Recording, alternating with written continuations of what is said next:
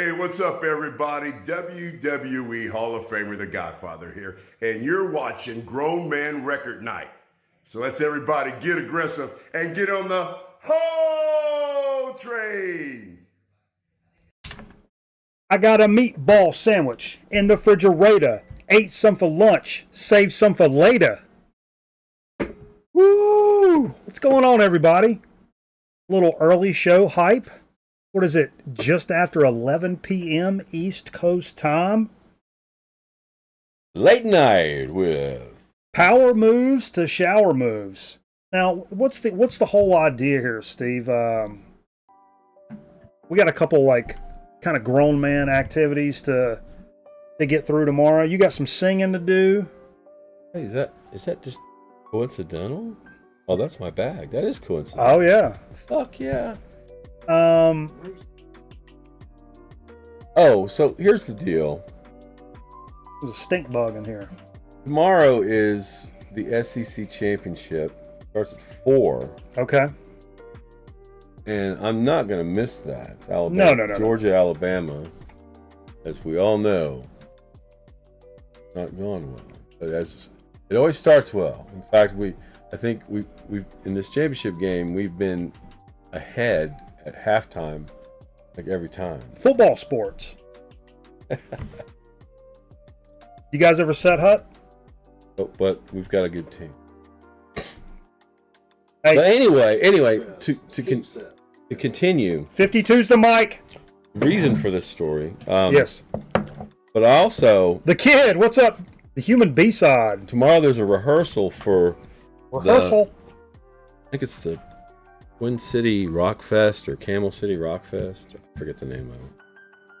That's coming up, I think, in January. And I'm singing a few songs. It's kind of like the Vagabond Saints thing, but it's a different group of fellas. And actually, most of them are from Washington, D.C., and they're coming down weekend to play. Yeah. And so we're going to go over there. But that starts at 6. But I thought, well, if I could just watch the game over here. So I kind of invited myself over here tomorrow to watch the game. We're watching a game. And then, We're in the sport ball over here, guys. Because the rehearsal's in High Point, it'd be easy just to pop over there from here rather than from my house. Hell yeah. And my deal is, so me and my mom are decorating the tree tomorrow. And it's a big deal for us. Kind of the long story, the short version of the story is we have a tree with a bunch of thrift story looking, we don't have the big fancy, all the white lights, rich people bullshit tree, as I call them. It's all ornaments that mean stuff, and literally every ornament means something. Nothing's throwaway. And I've noticed the past several years I went over there to do the tree with my mom, and when I was a little kid, when we decorated the tree, I was 4 or 5 years old, and I went in and made soup for me and my mom, to where my mom was like, "The hell? How do you know how to do that?" And I was like, "Look, I made us lunch." And so I do that every year for us. It's we're big into tradition. That's one of the things we really are. But I've noticed the past several years I go over there, it's always after record night. I've been up, till 5, drinking liquor. I come in there probably stinking of vodka, swaying around, blurry vision, halfway in my fucking head trying to figure out what's going on, which is really messed up. Mom ain't gonna be around for 100 years, 100 more years. So, I find that to be kind of shitty. So, I was like, well, tonight, when we do this shit a little bit earlier, get out of here. We're still going to go over to Twitch and listen to some records after the show, but I know this is a tall order, but I'm hoping to get into the sack at 3 a.m.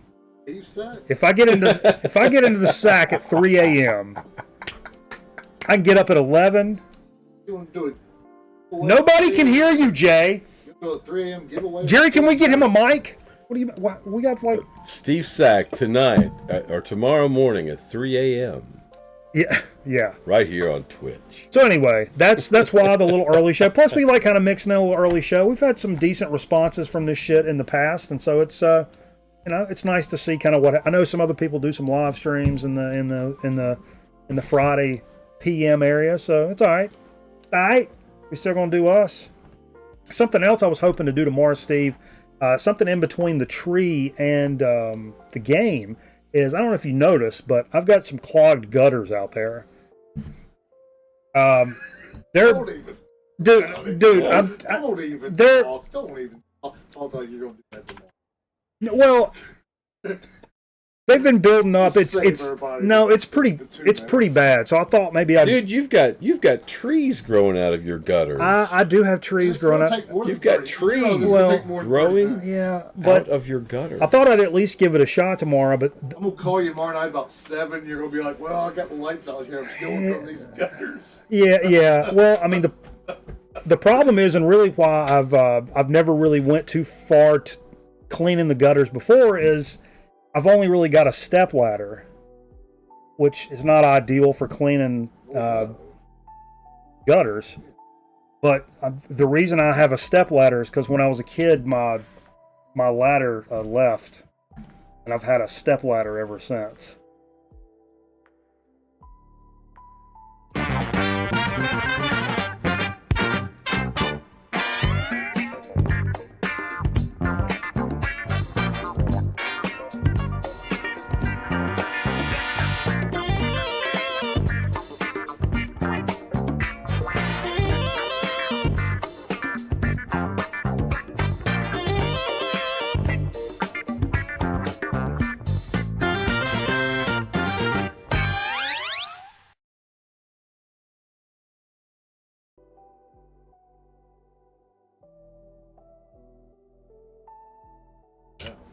No, nothing went down, Jay. It's called the fucking Quiet in open.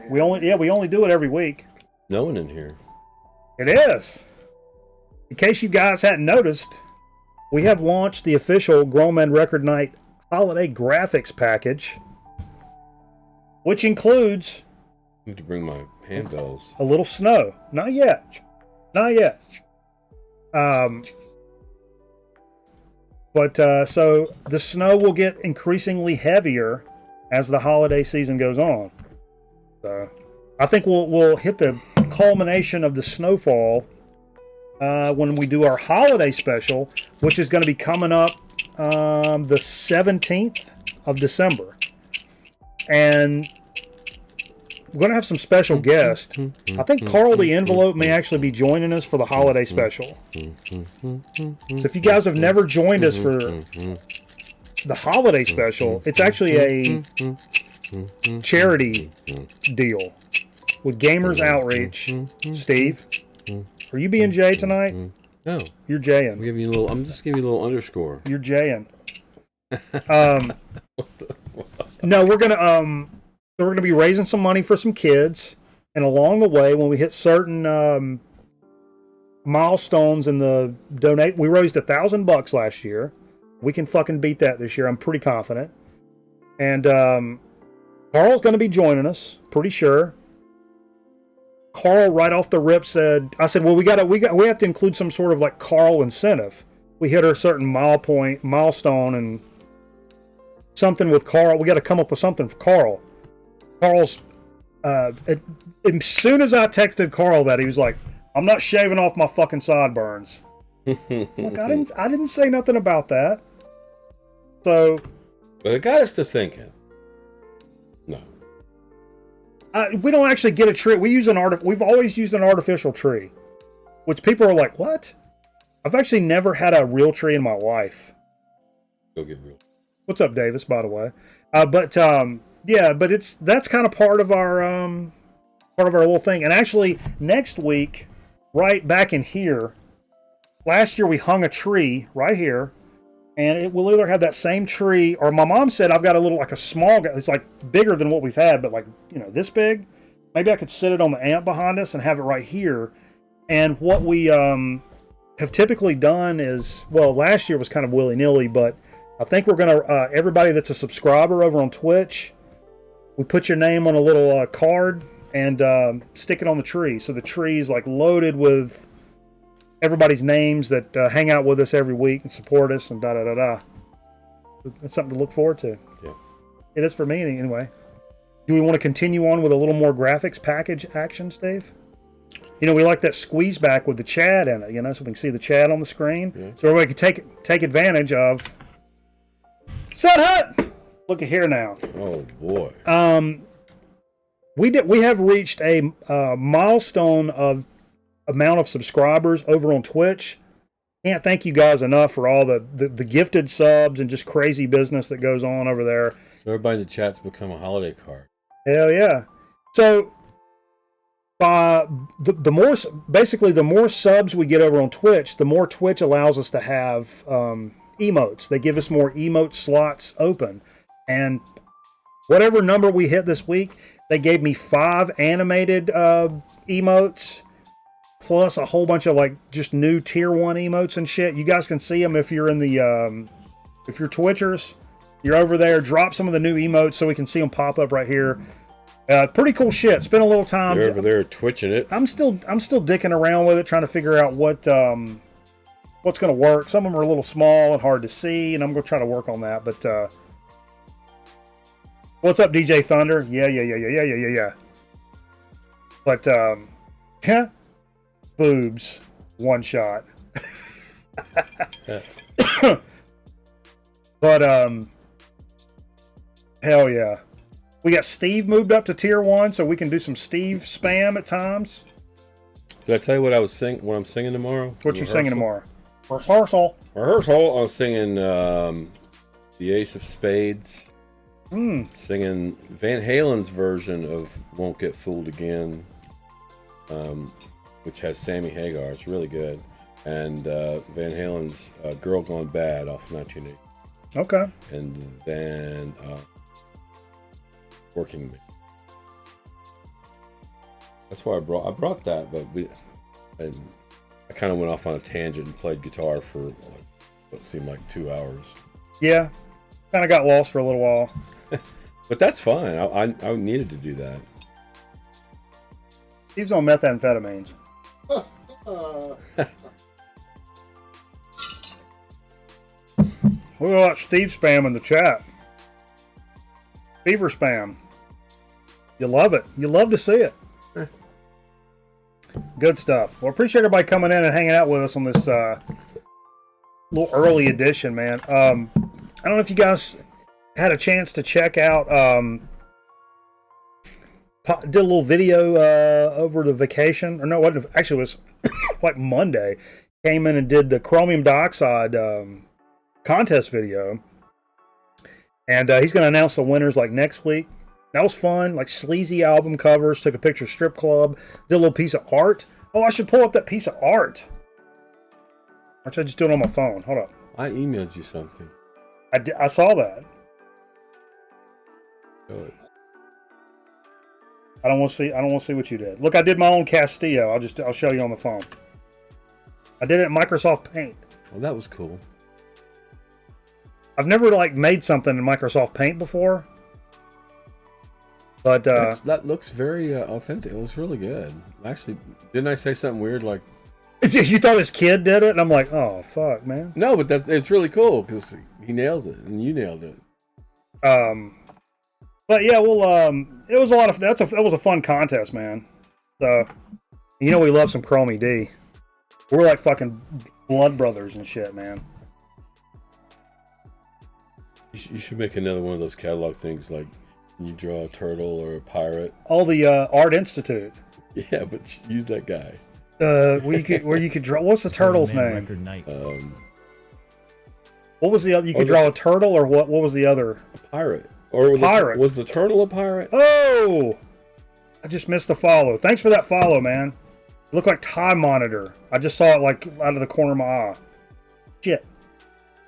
Thanks for that follow.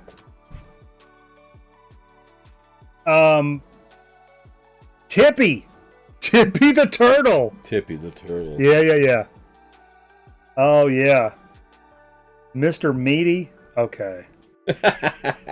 That seems like looks like a Crank Yankers character. Oh yeah, that does. The Chromie I did. I mean, not Chromie. The yeah. Castillo does kind of look like a It does. Crank Yankers. Yeah. It's a real deal. It's a real deal puppet. Those things are not cheap. Those I don't think people realize what that's a major investment right there. Something that an interesting trend that's popped up in the past year or so, Steve. Steve is enthralled with this fucking fidget spinner over here. I mean, enthralled. Liver lobes. What's going on, baby?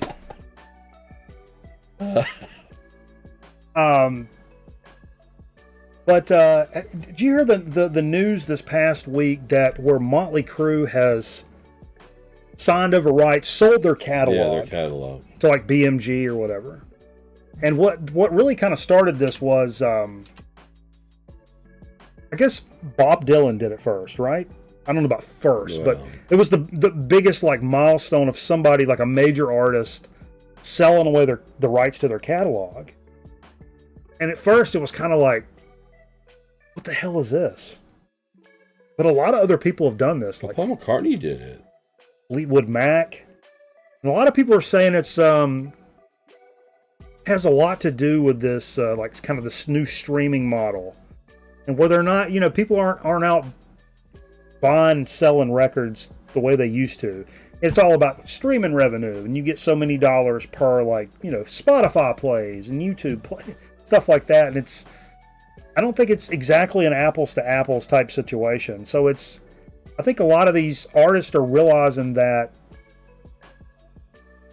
at least in their lifetime, they're never going to be able to make this kind of money, $150 million or whatever it is, to sell out your catalog. You might as well get that shit now while you're alive and do whatever with it. So it means they're not going to get, the only way they're going to make money from now on is by touring.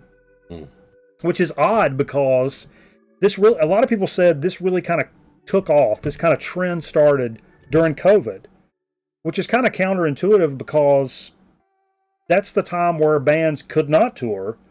So there was no other supplemental income. For that's one of the best scenes in the history of man.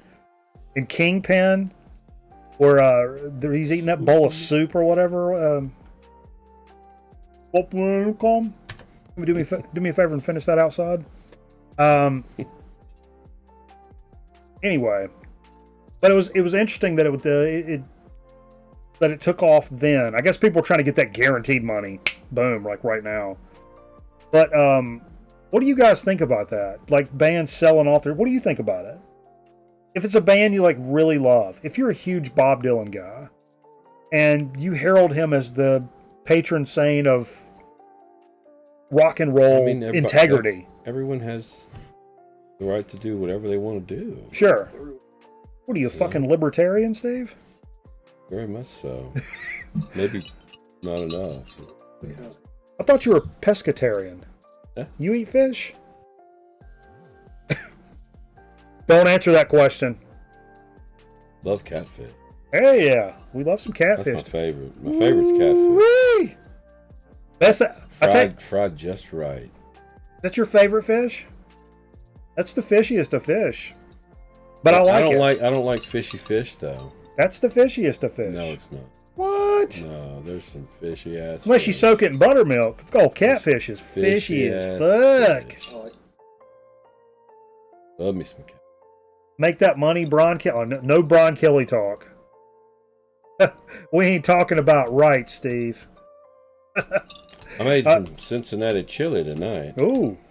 Vance says he's going to call Jimmy Page, see if he can buy a few songs.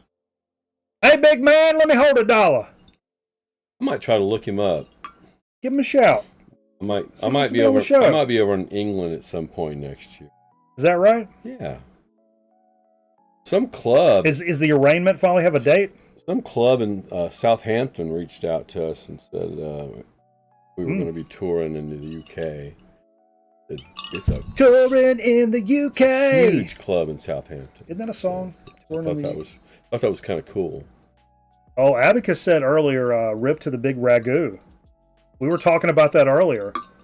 You guys that are Zoomers, not that there's any Zoomers watching. Davis would be the only exception. Davis is probably the closest to a Zoomer. Ryan Kidd, maybe? I don't think he's a Zoomer. Young cats. Wouldn't know who the big ragu is from Laverne and Shirley. Mm-hmm. Carmine. a lot of Shane loves him some hair pie. he does The artist's rights were never called into question. Yeah. he does that did that Hollywood squares back in the 80s. Who did? Carmine? What's his real name?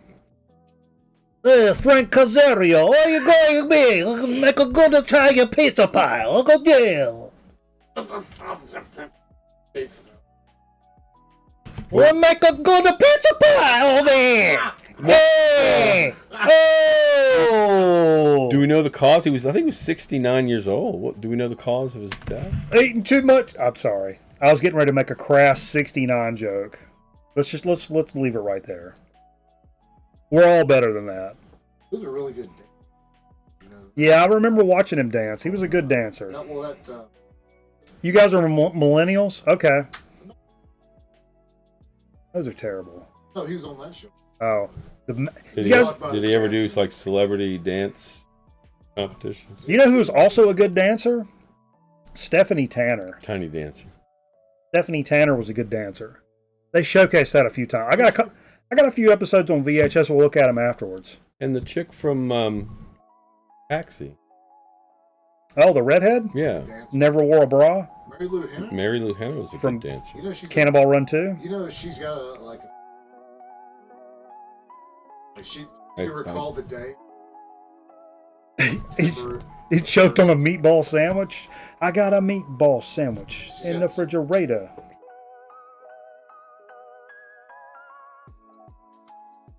Really? So the redhead from Taxi's like a super genius. I need your brain. Okay. She can tell you what happened. Nobody can hear. Nobody can hear you talking. Like, well, I'm just We saying, got a noise gate. We need another mic. like Yeah. October 4th, 19. Yeah, she's super. She's got a. What were you doing? She's got an eidetic memory. Yes. Yes. Okay. Well, 60 minutes. Jay's an expert on 60 Minutes episodes where the redhead from Taxi has been on. Apparently. I caught it after a football game. Jay is When Pat Summerall told me this. Jay is trying to talk you into a bowl This of is soup Pat tomorrow. Summerall. Tune in for Mary Lou Hanna. He always talked me into watching. What I don't 60 understand minutes. is why do they call them After the game. driveways and you park in them and then Don't you forget. drive on parkways? I don't understand that. True Value Ace Hardware. That These murder. these Andy Rooney jokes do anything for you guys? Andy Rooney. How about the Okay. little short actor? No, Jay? that's Mickey Rooney. Jay? All right. That's enough. That's enough. Hey, get out of here I with thought that. Mickey Rooney was on 60 Minutes for you. That's enough dumb shit. But apparently Crew has sold their entire shit That's enough for the- dumb shit. for the reported amount of $150 million. That tells me. That's nuts, man. You know, What does it tell you? seriously, that they realize that They realize that them touring dollars, they probably make a lot of money but when it's they like tour we now. did this one time. We're like 60 years old. We this one time and take our money. Again. Why do they call it taking a dump? Shouldn't it be called leaving a dump? Abacus, quote of the night.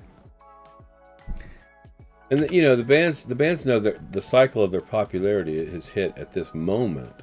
So now's the moment that they cash This it. is the peak. Go right ahead. Shane's trying to ban Jay in the chat already. For what? What did I say? I don't know. All right. How's my hair? Oh, it's perfect. You look, I don't know, homeless. Oh, now you look like a fire starter. I think you're a fire starter, Steve. Steve's a fire starter. Oh God. Put your hat back on. Steve, put your hat back on. They need to sell something that means they're broke. Yeah, I mean it's possible. That's the first thought that comes into mind because you're like, that's your music catalog seems to like it's like selling the rights to your book or your screenplay or your life story. I mean, initially it feels like that's the one thing you don't do, right?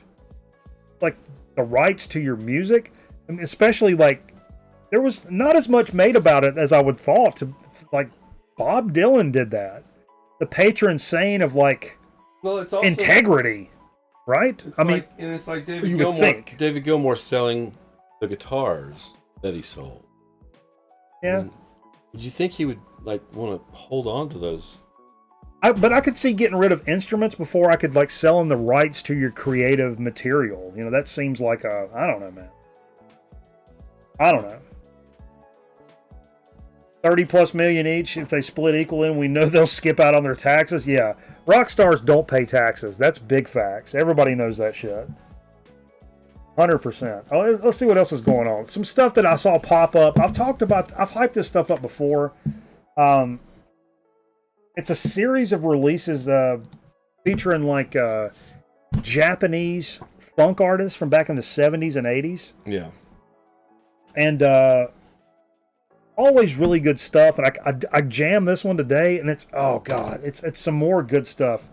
Limono Groove. I'm not saying the name. Something in Kodo Jazz Funk. Shakarachi. Shakarachi. I'm comfortable with that. Sakarachi. Sakahachi. And Kodo Jazz Funk 76. This is they've released a bunch of these. This particular one focuses on a couple of particular composers and arrangers over in Japan. But it encompasses their mid-70s jazz funk and rare groove musings. All these tracks were recorded at the Nippon Columbia Studios. And these releases, it's drum break city. Like rare drum break city. It's super, super awesome funk jams for anybody. And I kind of checked to see. I was like, yeah, but because I have a tendency to hype a bunch of shit up, and then when I go look, I'm like, well, the shit's all sold out, and you know they only made 200, and here I got everybody all gassed up about it, and you can't even fucking find one if you wanted to.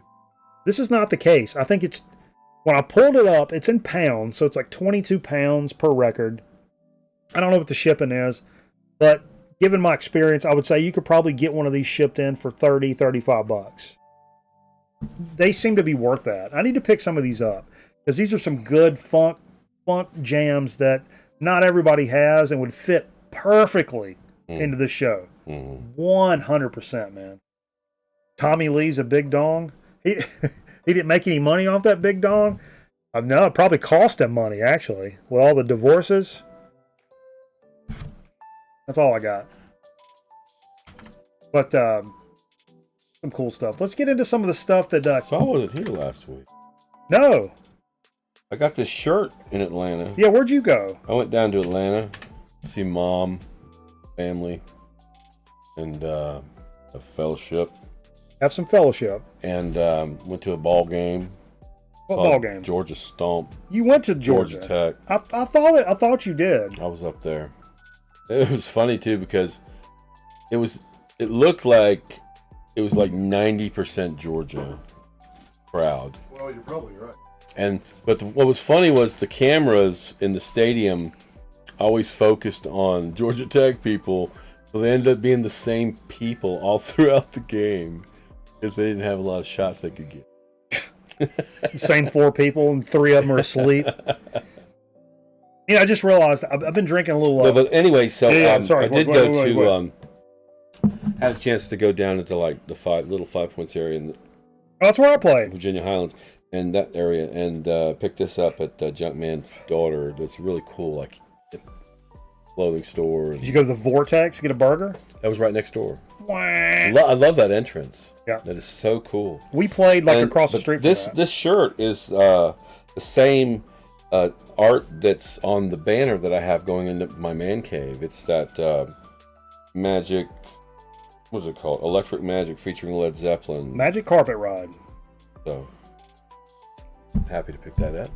Yeah, if you're on that corner where Vortex is and like across the street, that's the club we played at for the Atlantis Music Conference the first time we played. Very cool. I like that area. Oh, Little 5 Points in Atlanta is super cool. It's funny because when I went in that bar and we were like a record store right there too. Yep. When we set up, like I was looking around and I'm like, oh shit. There was a big Pabst Blue Ribbon banner, and I was at the time I was a huge Pabst Blue Ribbon guy. I still love Pabst, but criminal record. it makes me fat in the stomach, so I don't drink it. But anyway, and right next to that was a huge Buccaneers banner, and it's a Buccaneers bar. I'm like, oh shit! I just randomly walked into a Buccaneers Pabst bar. That's where we were playing. So anyway, I can't remember the name of the club. Actually, you guys remember that? There used to be a Cubs. Down there? Sports bar in Roswell. Do you remember the Dave Attell show on Comedy Central? Yes. Where we went to Up All Night? No, what's it called? It's Up. No, that's All night with Dave. All Night. No, is it All Night? Jay, you serious? What was that show called? Late Night with David. No. But where he goes around to different bars and stuff. He actually Insomnia. Insomnia, something like that. He went to that bar actually, the one we played. But anyway, yeah, it's a cool ass area. But anyway. Oh, what's up, Zach? He said Wax and Fax is also in Little 5 Points. See that? Did you go there, Steve? I did. I went by there and I realized I'd been there before, and I was like, nah, I don't want to go through that. Back over to Criminal. But Criminal, there's a line out the door. I mean, I was like, I think because it was only a week after Record Store Day, or Insomniac. That's correct. No, not even a week. It was like 3 or 4 days after Record Store Day. Scraping the Ice with Jay the Zambonist. Maybe his new name. Did I post that video? I don't think I posted that video. No. There was some actual video of Jay driving the Zamboni. They got one kitchen. Actual. I think we should do a shot for Karma. What do y'all? Hotel 2-1, this is Hotel 2-3 Actual. Hotel 2-1, this is Hotel 2-3 Actual. A shot for Karma.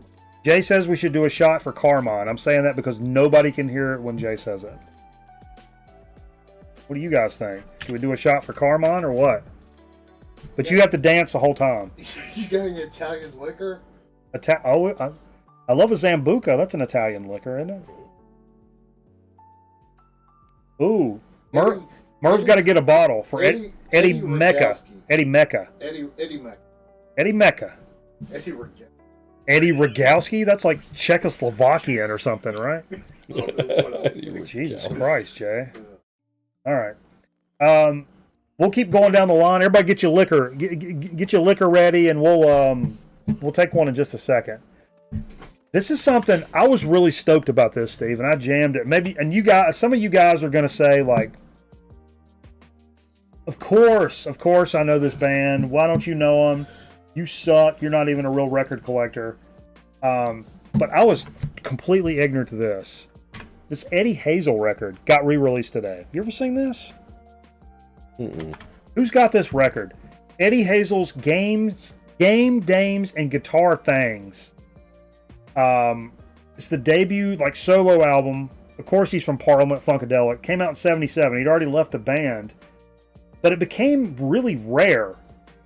And it was his only album until after he passed away in '92. They came out with some posthumous releases, but became really rare and kind of like a collector's It's almost like having Leaf Hound, from Mushroom. What's it called? The Leaf Hound album. It's one of those major growers of mushrooms. It was like that, having one of those records where it's worth $1 bazillion or whatever. Moving Sidewalks, Butcher Cover, that kind of thing. But it was funny. I found this when I was digging around in the wiki about this. There was an 94 episode of Homicide: Life on the Street, where somebody got shot, and it was over a copy of one of the characters' copies of this record. It's pretty crazy. Now it's been re-released a time or two, 2012, and maybe on kind of a weirdo label in 2016. I don't know if that was official or whatever. Damn, Zach's got an OG, dude. Woo! That's what I'm talking about. You got it, Scotty? Yeah, it's I jammed it today. I'm like, why? I love all the Parliament Funkadelic stuff. It's super funky and psychedelic, which is such a fucking combination, man. It's the best of both worlds. It's really the best of both worlds. and just like heavy grooves, nice beats, and like incredible guitar work is like next level shit. I'm going to see next. I won't be here next weekend. Yes, you will. You didn't put in for time off. I'm going to Athens with John and Matt, the drummer, who's been playing with us. We're going to Athens to see Mother's Finest. I was going to see him up here, and some kind of weather thing they canceled. We're just going to go down there and check that out, and maybe see a friend of mine, see his band play later out this like place out in the country. It's going to have like 6 or 7 bands. Yeah. And they're a punk band that plays in that. Nice. Zach said that there's a reissue of the Hazel and Blue vinyl. That's what this is supposed to be. That's what allegedly came out today. It's been really weird in the past several years when we've done these things of like what came out today. It's been pretty like cut and dry, lickety split. These albums came out today. During COVID, things have gotten really fucked, man. When it's like, oftentimes I'll find something that says, "Oh, a brand new album or a reissue," and it came out today. I'll put it on the list and we'll talk about it. When I go back the next week and I'm doing the same shit, the same record pops up and I'm like, what is this, like a different color variant? And I'm like, no, they don't really actually know when things are actually getting released and stores will actually get things. And so the same records keep popping up like week after week. So it's not even like color variants or the next pressing or whatever. It's the same thing. They just really don't know actually when it gets released. So that blue, like it's called Electric Blue, I think, is the actual copy of this Eddie Hazel. And this is something I would jump the fuck on like lickety split. Sure. Because stuff like that, like a Parliament, like I've not even like, I'm missing Maggot Brain in my collection. You've got Maggot Brain, right? You've got like an OG of Maggot Brain, right? I don't think it. No. You've got a version though, right? That's one of those where I'm just like, nah, man. Eventually, I'm gonna run into Maggot Brain, and you know what? Nowadays, maybe you're not, unless you just seek it out on Discogs or eBay or something. Maybe you're just not gonna run into Maggot Brain. So maybe that's worth a $25 reissue. Because I've been, and I have those stories where I was like, Led Zeppelin, Black Sabbath, Volume 4. You don't see them around here much anymore. Volume 4, I waited for 4 years and finally found one in a local record store because I was like, I'm not buying a reissue. The Rhino shit was okay. I'm not buying reissues. I'm waiting, and I finally found a, US OG for $10, $12 or something, and was happy with that. But anyway, what's up, Andy? All the bros up in here today. Let's go, baby. No, I have Cosmic Slop. You've got Cosmic Slop. You don't have Maggot Brain? I don't have. I've got Maggot Brain digitally. Shit, I don't even have a CD. I would buy a CD. I've got Funkadelic, Free Your Mind, Your Ass Will Follow, Cosmic Slop, Standing on the Verge of Getting It On, Tales of Kid Funkadelic. Oh, wow. Zach said he got an OG of Maggot Brain at an antique store for 8 years ago for $8. Seller had no clue. See, now that's the shit I keep waiting on. Because we've all kind of, us old school cats have run into shit like that all over the place. Where people don't know what they have, or it's in a Goodwill, or whatever, and eventually you just run across it. Now, certain records that I've been after, I've not run across. Blue Cheer, that took me 7 years. It took me 7 years to get my first Blue Cheer record. Because I refused to, just buy it online. Those Sabbath records was kind of the same way, and I'm like, Sabbath Volume 4 and Masters of Reality, these are not rare records. Screw that. I'm not paying out the wazoo premium prices online. Eventually this will come into my local shop. If anything, I want to give it to my local shop. I'm going to pay like a premium price, or maybe I'll run into it in an antique store or Goodwill or something. That didn't happen. But I did find a, Green Label USA Warner something or other, But yeah. Whew. You guys feeling all right? Woo! I got Got a little itch in my stitch. Did we do a shot? We didn't. Everybody's talking about it. Everybody's supposed to be getting their liquor. Yeah, we were supposed to be doing a shot like for Carmine. an hour ago. I know. What are you drinking? You got methamphetamine in there. No, it's that's methamphetamine. tequila.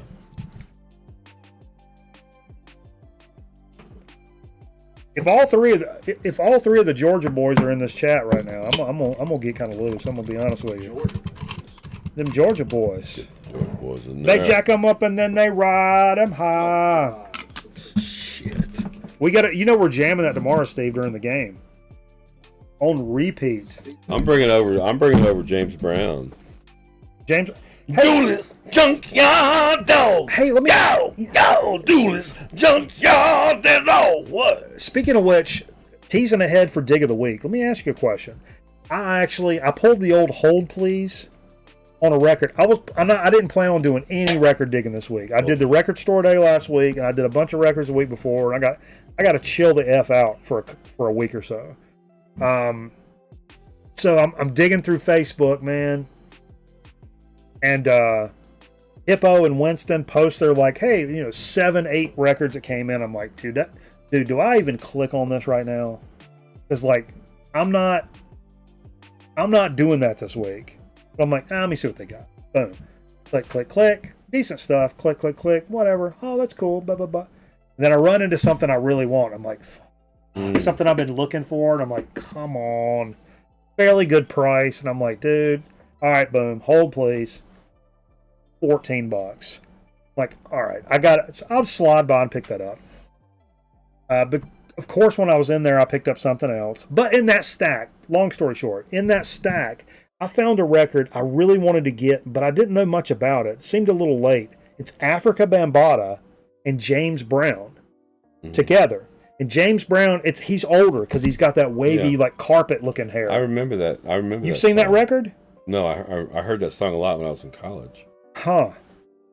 I don't know that. What's up, Prog Hat? Woo! Everybody's in here tonight. I'm loving it. Was that peace, unity, respect, and love thing? Yeah, something like that. A little corny, but kind of corny. But it wasn't kinda expensive. Cool, but it was also kind of cool. It wasn't really expensive, and I'm like, man, I should pick this up. But I was.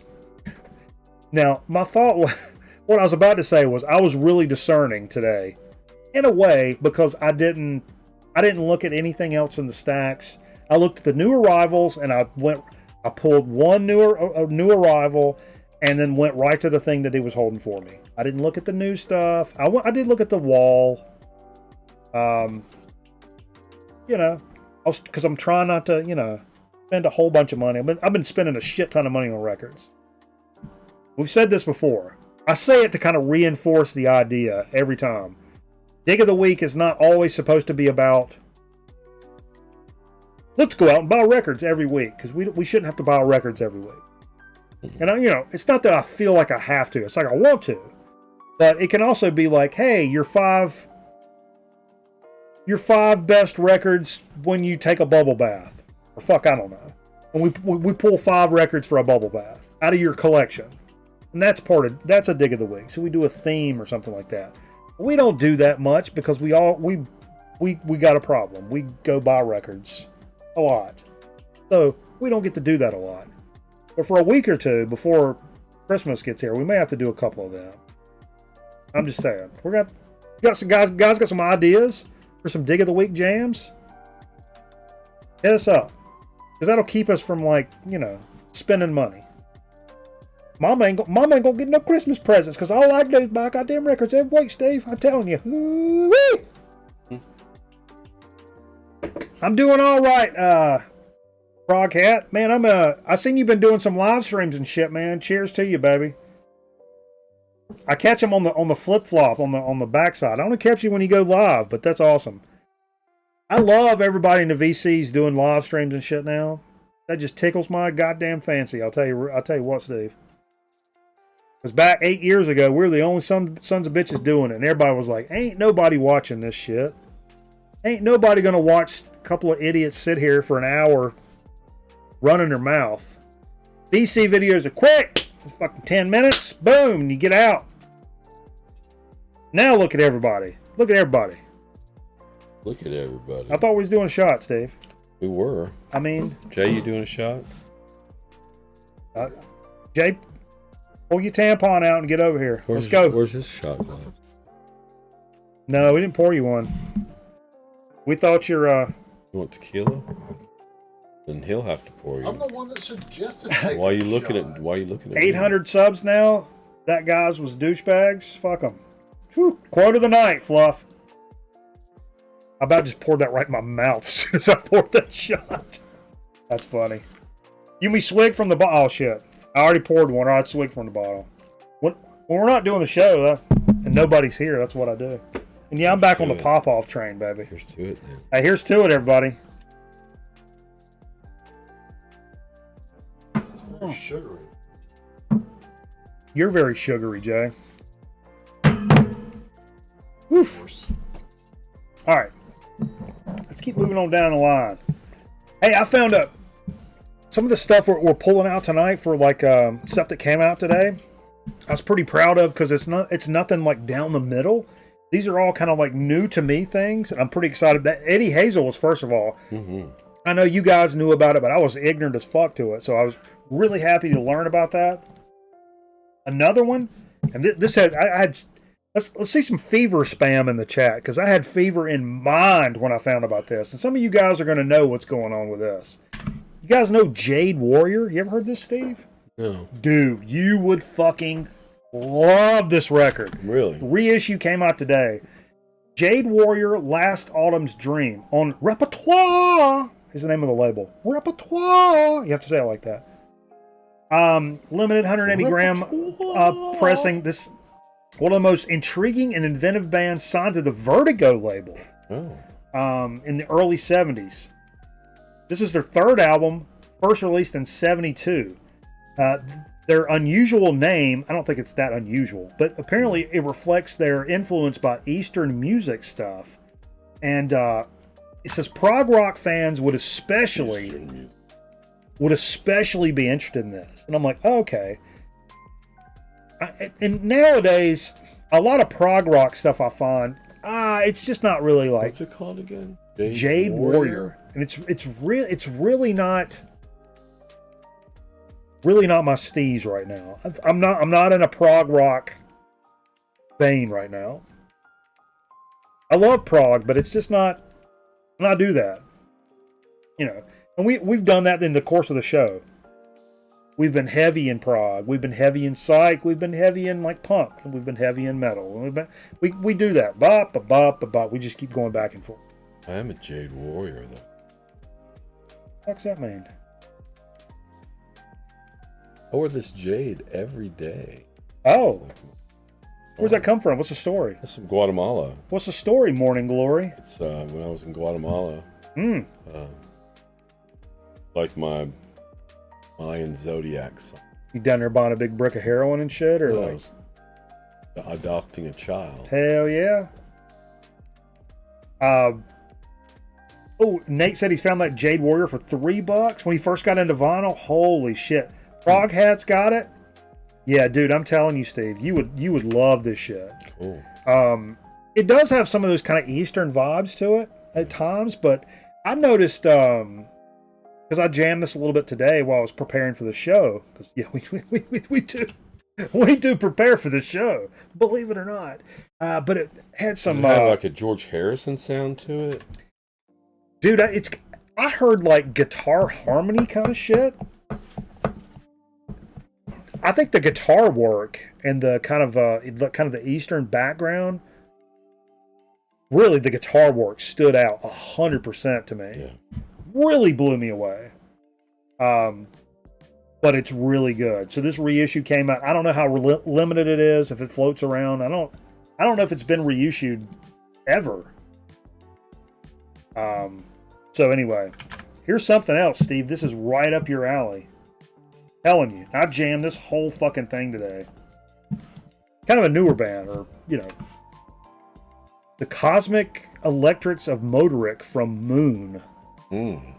I mean what in the list when I was looking it up, when I saw Motorhead, I was like, okay, krautrock. And so I looked it up, and these guys are like, I think they're out of Portland or something.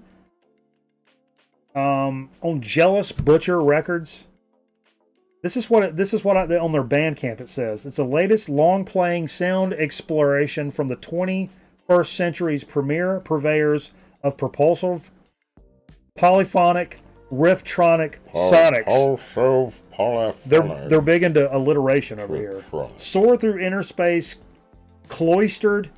Cloistered, that's a funny word. Space rock. In the cozy... Jesus Christ. Yeah.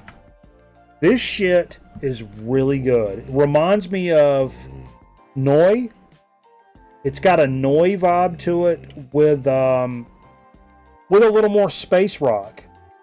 So the beat is very Noi. The instrumentation is a little more spacey.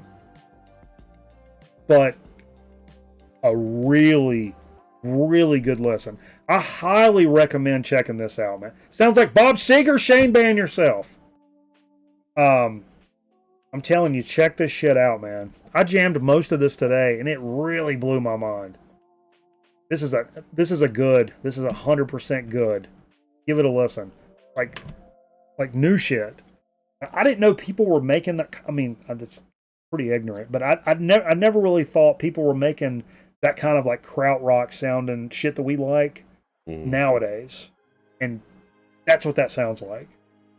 If you'd said like, oh yeah, that's an unreleased Noi album, I'd have been like, fuck, bro. Sign me up. I mean, totally. So I was in a kind of a pinch this evening, Steve. I ran by the liquor store and picked up some pop-off. And then there was an Aldi. I don't know if you guys have Aldis where you're from, but it's like a discount grocery store. Mm-hmm. You have to like pay to use your own bag or bring your own bags or pay for bags. Has a German link. Yeah, and you have to like put a quarter in to get your shopping cart, and they don't have everything, but they got a lot of stuff. And I was like, fuck, man. When I walked in, I was like, I don't think they have much beer. And I looked, and I'm like, they really don't. But I found these things. They've got their own, like, I'm back on the low-carb train. Trying to go between Thanksgiving and Christmas because I got 2 big vacations. I did a big week off for Thanksgiving last week. I drank so much beer, ate so much crazy food.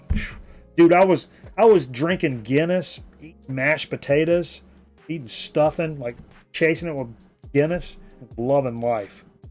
If you've never had Guinness with like holiday leftovers, sounds too heavy. Oh, I don't want to do that. Dude, that is some legit shit. I think I did it out of necessity, but either way. This is, but I picked these up. Vista Bay.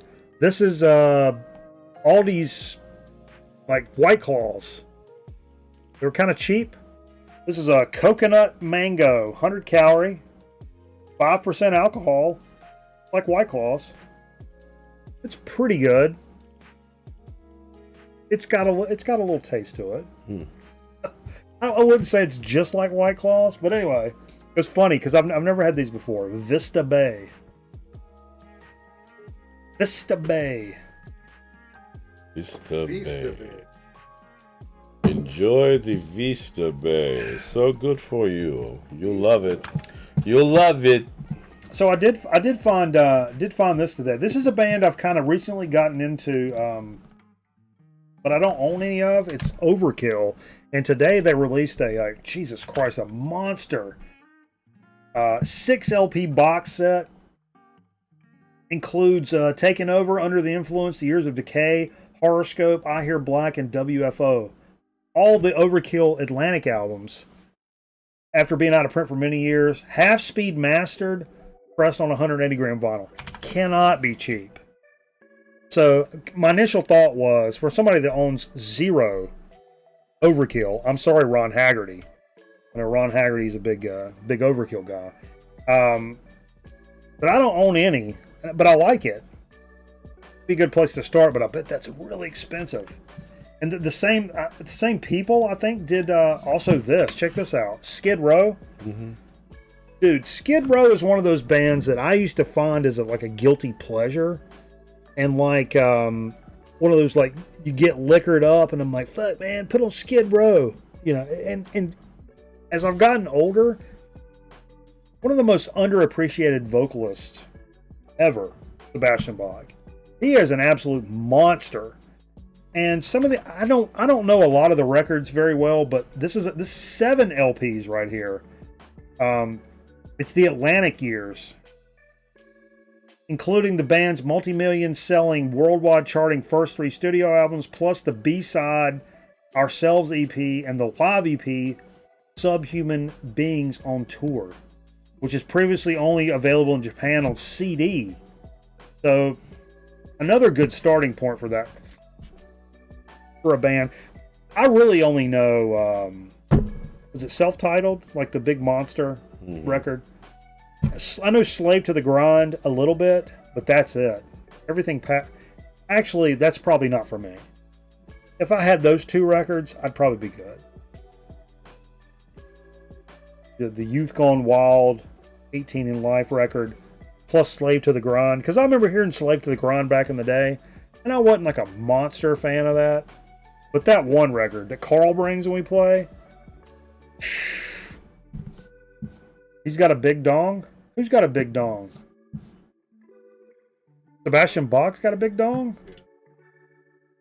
Shane's got knowledge on Sebastian Bach's dong? That's why he's a fucking... That's Are you why going to print with that? That's why he's a fucking mod. That's why Shane is literally the only mod. is there a connection between that and his voice? Possible. It's possible. And we call them mods over here. Sebastian Bach. Hey, name should be Sebastian. No, listen. Sebastian Bach cock. Or about Sebastian Cock. Yeah, I'm really glad the mic couldn't pick that up. Sebastian Cock. I got a noise gate. You know what? You're not punching in Jay. Let's get Jay over here. I think Jay looks a lot like Norm Macdonald right now. What, dead? Not dead. Jay, get over here. No. Come on. I don't have any bits. You guessed it, Frank Stallone. Well, I'll tell you. You're not coming over here doing bits you've not worked What's on. with these, You're not working out bits over here. what's with these schools, you know?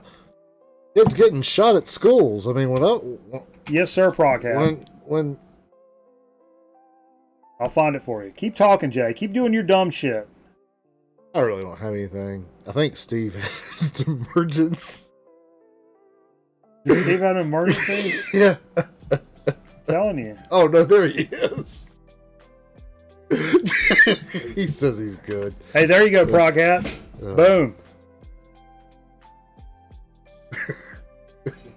Steve had an emergency.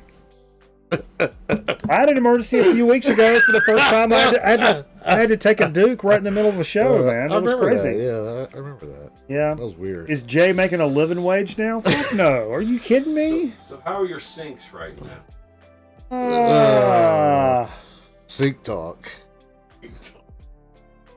Think concern. Actually, is there a command for that? Let me try this. FB. Boom. Yeah. Concern. Oh yeah, there's a. Hey, click that link. Spend those No, Zambonis. not yet. Sink. Just posted the mailbox mystery meet. Think concern is Maury. Click those Oh, yeah, links. Steve, That'll did take you you to our see- Facebook. Steve, did you see the mystery meat? The episode? Mystery meat. I don't understand. Dave, the pickup artist, who, 100%. I mean, I don't want to go toe to toe with nobody, but I will say, Dave, the pickup artist, may have the best one-liners in the VC. It's. I mean, I hate to even say that because I think I'm a pretty quick-witted guy, Jay. Think you're pretty quick with it, guy? Yeah. But Dave says, my proctologist is also a photographer. He keeps telling me to bend over and say cheese.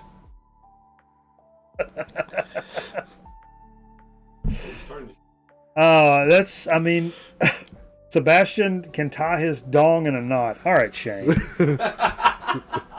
Shane, what kind of liquor you been drinking? I don't. Ban yourself. Let's Take 5, Shane. It's a holiday season, Just reach Shane, for and drink everybody's right here. everybody's over here talking about dong stuff. Skid Row backwards is War Diggs.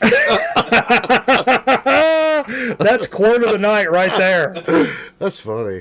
That's quote of the night. That's funny. Good one. Oh, was that Merv? Yeah, Merv. That's a good one. That's a really good one. Oh man. Be letting Merv sit in this chair doing material. Yeah. Let's get Merv in here doing shtick instead of your fucking dumbass. How about I that? didn't have anything worked out tonight. Hey, I know you didn't. We all know you didn't, I like Jay. that graphic. It's still a little early though, don't you think? I mean, what's today? December 4th? Well, here's the thing. I've got all this Christmas graphic package shit worked out. Or the 3rd? Yeah. And I think last year I had all this stuff worked out. The snow, the fucking graphics, and all this stuff. And I think we jumped on it like in the middle of December. But we got like, what, 3-4 weeks of this tops? Let's show it off a little bit. I mean, I put a little bit of effort into this. You know what I'm saying? Well, let's show it off a little bit. Okay. You see everybody else running. Everybody else got snow on their fucking stream? I don't fucking think so. I don't know. I don't see Jay drifting on the Zamboni. Are you telling me how to run my live stream, Jay? No. Is Jay telling me how to run my live stream right now? I've got. Don't tell me how to run my live stream. I've got footage of me on the Zamboni from this past week. Farting on the elevator is wrong on so many levels. Come on, man. Oh, I get it now. Yeah. I'm telling you, this dude's a monster. Think he's looking those up though? He's got a Rolodex. No, he's got a fucking Rolodex. Okay. He's a human Rolodex. Who's Dave the Pickup Artist now? The viewer of the show. I mean, what kind of question is that? Who is he? You want to know his fucking social security number? Where does he work? What's his wife's name? How many kids does he have? I don't know. What are we doing here, Jay? Like, is he a streamer too? He's a YouTuber. He's a VC member. Yeah. Dave the Pickup. Go sub him up. He's got channels. Got some good he lines. Makes videos. He makes good videos. Does he make use those lines in his videos? Because those are good. He does. Use those in your own videos. Yeah. Known for having some. He's got chops. That's cool. Yeah, he's a good writer of jokes. All right, let's knock it off right there. That's enough. I lost my place. Jesus fucking Christ. Don't you hate it when that happens? Yes! Where'd Steve go? Where's my How did I get forced into this role? Steve, are you okay? One of my favorite early 2000s. It's, a lot of like punk fans, you got your like old school 70s and 80s punk. Especially hardcore cats. And then when stuff got a little more melodic, people got a little more kind of ornery about, oh, that's not punk, fuck you, and like stuff like that. And I was a big NoFX guy. I'm still a big NoFX guy, like in the 90s and stuff like that. Past the 90s, it was weird. Like, just past that, it's when I would first say, if somebody was like, man, punk's dead, I'd have been like, yep. But this is one of the last... Which is not true, because there's some good punk. The VC has kind of helped me reinvigorate my thirst for punk. Finding new bands and realizing, like, that's bullshit. There's great punk bands out there. You just have to sift through 1,000 fucking shitty ones to find them. But back in the early 2000s, what I'll call the last great melodic skate punk band is Propagandhi. And this was my jam right here.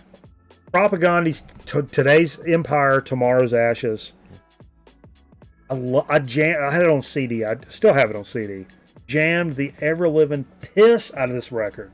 And these guys are like, as much as I talk about how much I love bands that don't take themselves too seriously, and da-da-da-da, these guys were all about, like, animal rights, human rights, like, everything. They were, like, super political, super liberal, like crazy, off the top, like anarchist.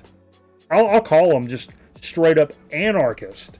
But that album, this is like a 2001, 2002. It's one of the best. 2001. One of the best punk albums I've heard from that era specifically. And it really, like, Carl the Envelope turned me on to Propaganda back in the day. Carl the Envelope turned me on to NoFX. So that whole kind of NoFX, Propaganda, Guttermouth, like what that whole like kind of scene in there. Pennywise. Guttermouth. I remember they played. Pennywise. That's another one in there. Guttermouth used to play Ziggy. Yeah, that kind of scene. But if you've never checked out Propaganda, that's a great album. For the first time, it's got a proper vinyl release, and it's actually not expensive. What's not expensive? 20 years after its initial release, Propaganda's has finally been given the remix it deserves.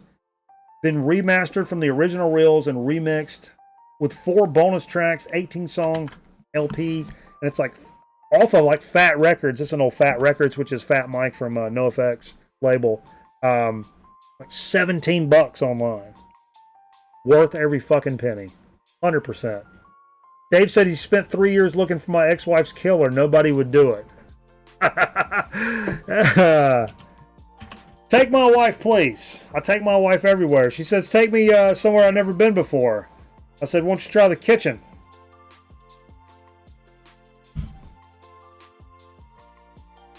Henny Youngman? That's Henny Youngman. Yeah. You know what a Red Sox is, Jay? Mm-hmm. Yeah. I won't tell that joke. That's a crass joke. See, when I try to do jokes like this, especially after I had a couple cocktails, I tend to go too far. Come on, cocktails. Well, what I end up going for is like... Come on, man, you're grown up. Drinks. What's the difference between a baby and an apple? I don't know. I don't come on an apple before I eat it. See, that's where I go. Oh, I thought that was Eric Clapton joke you were going to do. Oh, I can do that one too. You mean do that joke too? No, what's the difference between a baby and an apple? Like, no, what's the difference between a Eric Clapton? No, you're gonna ruin it. Wasn't the joke? No, the difference. Eric Clapton wouldn't save an apple. Steve. No. That's the joke, right? No, the difference between a baby and a bag of Coke. Eric Clapton would never let a bag of Coke fall off a balcony. That's the joke. I heard the apple version though. No, there's no apple version. Yes, I heard that. Okay. Anyway. You guys are all champs for staying with us. Oh, and look at this. Hey, Steve, you know we talked about your buddy, not buddy. His buddy. Ryan Grayface. Yeah. Grayface Records. Here, Steve, get back up here and talk about it. Come on. Steve. But Grayface Records, Come on, he also runs Teravision. Right. And They put out these great soundtrack, yeah, long lost soundtracks. ironically enough, today, are you guys done with your fucking conversation? Can I continue? Actually, Came out today on Teravision. Yeah. Soundtrack for Freddy's Nightmares. Oh wow. I've never heard the soundtrack, but look at this wax, man. is that someone from the 80s? Yeah, the TV show. This is the TV show Freddy's Nightmares. First ever vinyl release of this incredible score to the 80s cult classic TV show Freddy's Nightmares. There's a triple LP version, which has got like fucking everything on it. Audio pulled from the original tapes, remastered, triple gatefold, episode guides. There are 4 holographic stickers, and that's limited to 1,000 units. There's also a single LP edition and also a cassette tape if you're into that stuff. This is from Teravision. They have such a killer website with so many cool things from movies that we love. Really shitty horror movies from the 80s. I mean, that we've actually watched on stream on Wednesday. If you guys don't follow us on Twitch, what we do sometimes, we watch really shitty horror movies on Wednesdays. But yeah, check that shit out. Hey! Let's get into a little bit of what we played. pretty diverse, awesome, kick-ass selection of stuff that we played tonight. Pretty excited to share it with you guys. If you weren't here with us to experience it with us on Twitch. God, my back is sweating. Woo! I'm sweating right through my damn shirt. I actually used. I had some of these. Some of the records. What are you doing, Steve?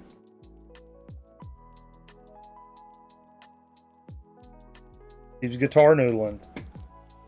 I gotta make a noodle emote.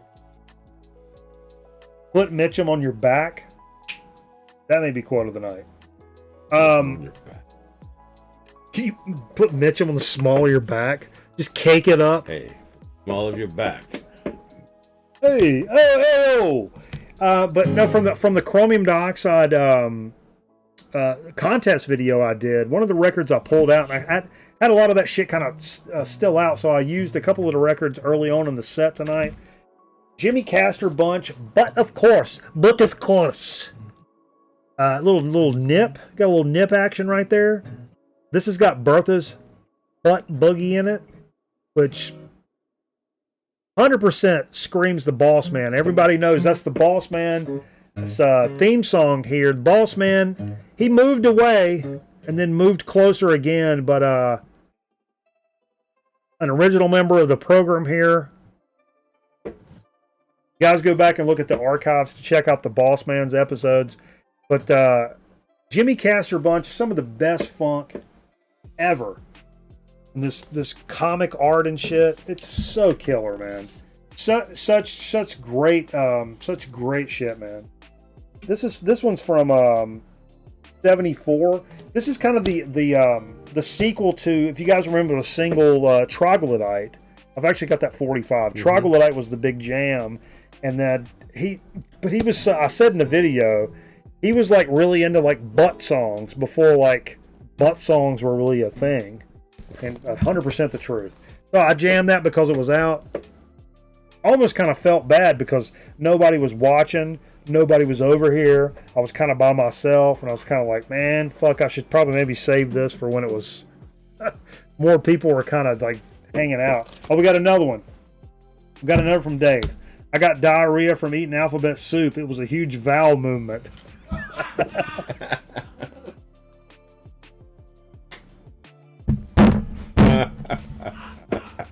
The house just shook.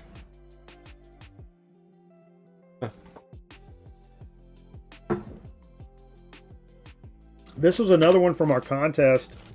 Entry for Chromie D. Salem's Pot. Lore Ut Big Paparine. But it's got, it's got some chicks doing mouth stuff. Some mouth whoopee over here. Spread leg Susie. Got Nip Rip on the back here. Look, that's Nip City right there. Grapes. I didn't even, grapes, seductive. Michael Scott said that. That's what she said. That's what who said. Grapes, seductive. Even on with the center labels, I didn't realize until tonight when we played them. Boom. And like that same picture. It's on Rod and Easy 2014. It's their like full length debut. Really good Swedish stoner rock, doom rock kind of shit. I said in the video, but Sweden really has a knack for the stoner doom stuff. Like for the Stones too. I don't know why, man. I don't know what it is about them, but they just they do it right. The singing's kind of like Monolord. They have this kind of like warbly, like singing about it with like super thick, heavy guitar riffs underneath it. You say so. It's not for everybody. But anyway, the old Nebulous Prowler, who's gifted like 50,000 subs to the community, and he's a goddamn awesome gentleman. Said, "Yo, man, how about a little Sabbath for Ozzy's birthday Let me ask today?" you something real quick. Ozzy Let me interject. Yep. Speaking of riding easy, Yes. do you find yourself buying something sometimes Because you trust like The riding label? easy. Yeah, 100%. me too. Especially in what I call micro genres. Niche. Yeah, like super niche genres. And I think Metal Theologian is really good about this because he really developed a kinship with the Ripple music label, which is another stoner rock label. And he got a couple of like banger releases, and then you start finding stuff on Ripple, and boom, you buy them. And actually, from him, I saw something that was on Ripple, and I bought it because of him. And actually, he turned me on to the Svart label. And so I know if it's like a metal band, and I've never heard of them, but it's on Svart. Oh, you said Svart? Yeah, Svart. Okay. I buy it. Sight unseen. If it's, if it's not fucking $50 or something, if it's a $10 record and it's on Svart, I buy it. Because of Metal Theologian, and I know it's, I know it's good. But anyway, old Nebby P requested a little Sabbath, Bloody Sabbath. Love that album. Mine's a little rougher than I remember. But it's, that's your favorite Sabbath? One of my favorites. It's one of mine, too. Definitely my favorite cover. My favorite cover, yeah. My favorite cover of all those. Noble Records. What's up, Dylan? The funny thing is, I used to go date this girl. What do you mean, go date her? That's code for finger. I used to go date. That's finger Anyway, bang. I used to go hang code out for finger at bang. this girl's house, and we'd sit in her Psycho Platters? her living room. Yeah. And someone had this album like up on like when you have piano music and you kind of have it on a stand or something. Right. It was on a stand or something. It was across the room, and I would sit there and look at it from like across the room. And I thought, well, that's the weirdest thing to have, just sitting there looking at me. It's like, Jesus Christ looking down on you. Don't you put your finger on that girl. Don't you do it, boy. Don't you do it. Jay, I'll take one of these when you get up. Get up, Jay. Yeah. I mean, I meant now, but whatever. Why don't you go fuck? Michael Cron made the comment in the chat, like, man, you've not played any blues in a while. Why don't you have a command? Got some commands in here, like if you do like funk. If you do !funk in the chat, somebody do. I'm not going to do it. Somebody do !funk in the chat. See what comes up. All right, Jack LaLanne. Everybody, come over here. Get your knees. I'm not going to do it. I'm young that I can do it. Get your knees bending. down there. Everybody, let's go. Exclamation point. That might be the first Funk. Lil Wayne reference. No, it's not. It's 100% not. Somebody give me an exclamation point funk. Yeah, see that? It says play some funk, turkey. Like we have a bot command that comes up. That's cool. And he said you don't have anything for blues, and I'm like, man, you're right. Which led me to down the road of like kind of been neglecting blues here recently. And you're right. So I said, what you want to hear? And he said, I don't know. Still don't. It's like I don't know something from. So what are you got a problem with that? Something from like Delta blues kind of stuff. I was like, how about some Fat Possum shit? And I was like, some R.L. Burnside, Junior Kimbrough, T-Model Ford, and came up with some little Junior Kimbrough and the Soul Blues Boys all night long. This is such a great record, man. And it is Fat Possum. 1995 Fat Possum.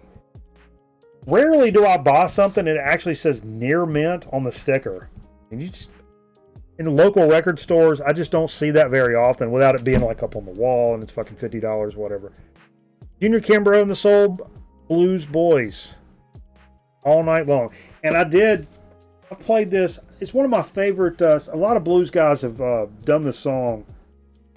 Remember the other one that did it. But on side 2, starts off with Done Got Old. I talked about covering that at one point. I thought that'd be a killer song to cover. Done Got Old. Man. It's just, this is such a killer record, man. It really is. Yeah, 100%. Like records that crackle? Woo! Jay's not bringing me any regular drinks. I'm gonna have to do a shot. Here I am trying to damn not have to be all wobbly in the morning when I go do the tree with my mom. What you need? Huh? What you need? Get you one of them seltzers in there. Yeah, grab one. Get a seltzer. Are y'all doing seltzers? Get one of those Aldi seltzers, Steve. Try yourself one. But in the meantime, yeah, get you one of those.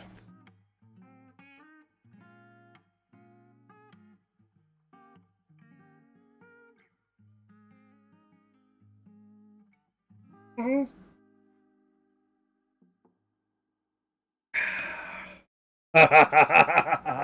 Tastes like Boy Scout camp.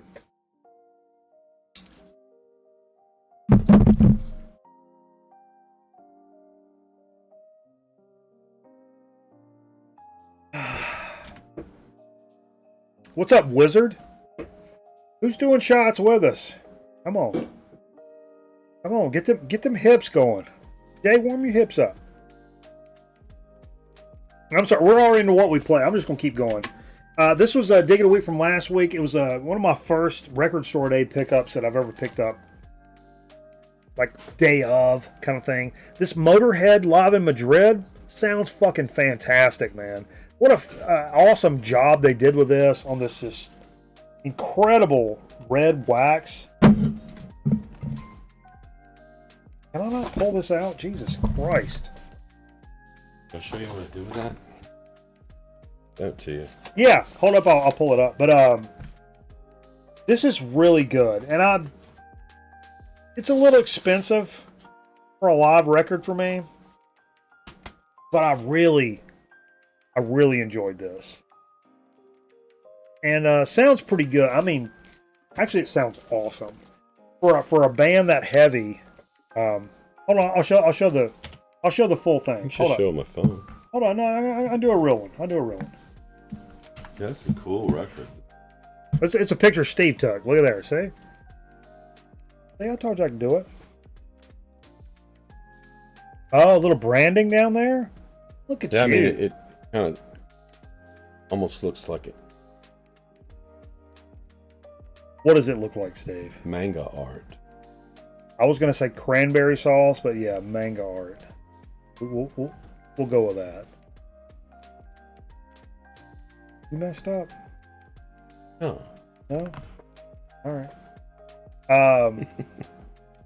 Another dig of the week from last week, also from Record Store Day. These are my first two, it came out today, Record Store Days. I did pick up that Miles Davis live joint from last week. Man, that shit was crazy. It's crazy. It was good. It's the evil. It's really out there. I remember it started, you're like, oh no, this is like really slow or whatever, but it's not slow. No, it's just but it got really. It's really weird, and I know that's not everybody's. I liked it. I want to save the hype sticker, but I'll pull that over there, which I'll lose. I'm going to lose that. But I've never hadn't shown this gatefold. Pretty cool. Look at that. So this is like Bitches Brew era Miles, which a lot of people are like, but I love that era Miles. You know, the electric, or where the especially live, where the recording is a little over. You cannot do like an electric horn. Eddie Harris is another example of this. You cannot do like an electric horn without the shit being overmodulated. Mm-hmm. It's part of the tonal quality of what's going on. Yeah, when it sounds too clean is when it starts to sound like something you don't really like. But that's what I like about it. That's why the Les McCann Live at Montreux 74, 73, whatever that is, that's why that's my favorite. It's because his electric piano is so overmodulated. To me, that it gives it that when it's like, that makes me want to like get up and start dancing. I don't know, it's got this kind of vibe to it. Anyway. Woo! Glass Orchid Aftermath. What's up, Buddy Rowe? John McLaughlin is smoking on Live Evil? Yeah. I mean, McLaughlin is an absolute... Jesus Christ, dude. Yeah, that's an absolute just... I mean, I was real... Both of the, like, major releases, I was lucky I picked up some stuff that was kind of marked down for Record Store Day from, like, the last Record Store Day. That doesn't count, because I've done stuff like that before. That's the first time I went in on actual Record Store Day, picked up actual Record Store Day stuff, and walked out with it. Billy Cobham? Who's the drummer on that? It's not Cobham. Who's the drummer on that Live Evil shit? You guys will know. I'm not going to look it up because I trust the motherfuckers that watch this show. No, I Google it. But then Steve busted out a little Diamond Dogs. Yeah, I got this a few weeks ago. I showed it a few weeks ago. Jack DeJohnette, drummer. Cool. Bill, quick on the draw, baby. It's a cool record. Oh yeah, I love I do have Diamond Dogs. I got fairly cheap. Is this a reissue? It's got a cool sound. Yeah, it's a reissue. Look at you guys. Ringo? Dave, I don't know if you knew this. I got some breaking news coming. Hold up. I got breaking news for Dave the Pickup Artist. Really? For Dave the Pickup Artist only. The Beatles are a band from England.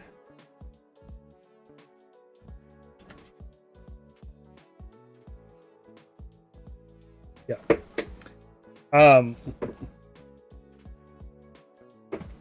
Can't we play no heavy music here? Is everybody scared of it?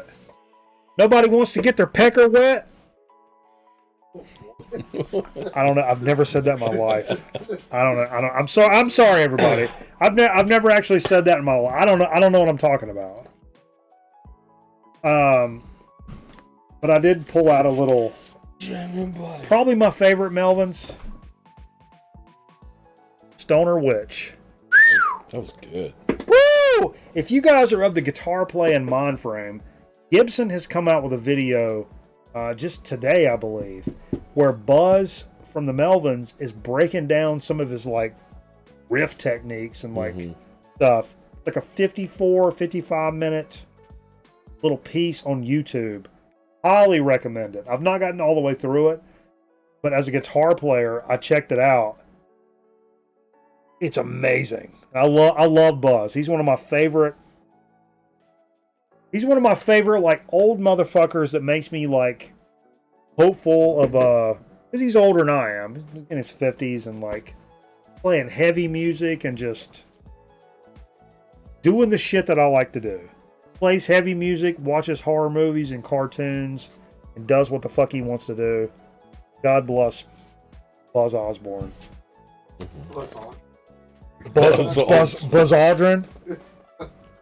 God bless you, Buzz Aldrin. But I love, man, Stoner Witch. I know a lot of people say it's one of the more approachable Melvins records. Really and it is. And I like that shit too. Approachable Melvin. And I love this. There's some Melvins records that I love, but it's like, oh, side 2 is nothing but this.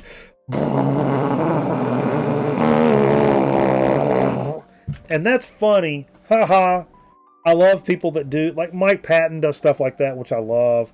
Crazy weird noises and da da da da. But when the record's $40, well, yeah, fuck you. It's on vinyl. You're going. That's, that's 2 minutes of good vinyl right there. Wasting my money. Yeah. Vinyl right there. Maybe. When it's digital, I'm like, oh yeah, this is gonna freak out some squares, bro. When it's on wax, and I'm like, dude, you are wasting my fucking money right now. Yeah, 100%. Saw Melvin's open for Tool in Orlando. Wow, that would have been a great show. Woo! Something for the backpackers. The real G's. Little Gangstar. Step in the Arena. Gifted from the Boss Man. We mentioned him earlier. I've been really on this big 90s hip hop kick. This is actually 1990, but it's a 2013 reissue. One of the quintessential, if you're remotely interested in like 90s hip hop, this is like. Didn't Merv call that out? What? Yeah, Merv was all over this. This is one of the go-tos for 90s hip hop, man. I know hip hop is not everybody's steez, and not a lot of people in the VC talk about hip hop at all. I mean, really. Let's talk about hip hop. Could be. And Vista Bay. Invent Vista Bay seltzers. But And Vista Bay. dude, this is like Let's if you have talk like about hip-hop. if you have 5 or 10 hip hop records, this is one of the 5 or 10 you need to get. 100%, man. Fourth side etched, yeah, fourth side etched with yeah. Yeah. Yeah, dude, I love the fact that Melvin's like, people still go see them live and walk away going like, holy shit. Old motherfuckers. Playing rock and roll music, baby. I mean, as loud and as fast as you want it. It really just... Oh, motherfuckers. Yeah. Playing. I think we got a song, man. What are you, Danny by the corner store? I think we got Move up. Take John Cafferty and the Beaver Brown Band. Beaver.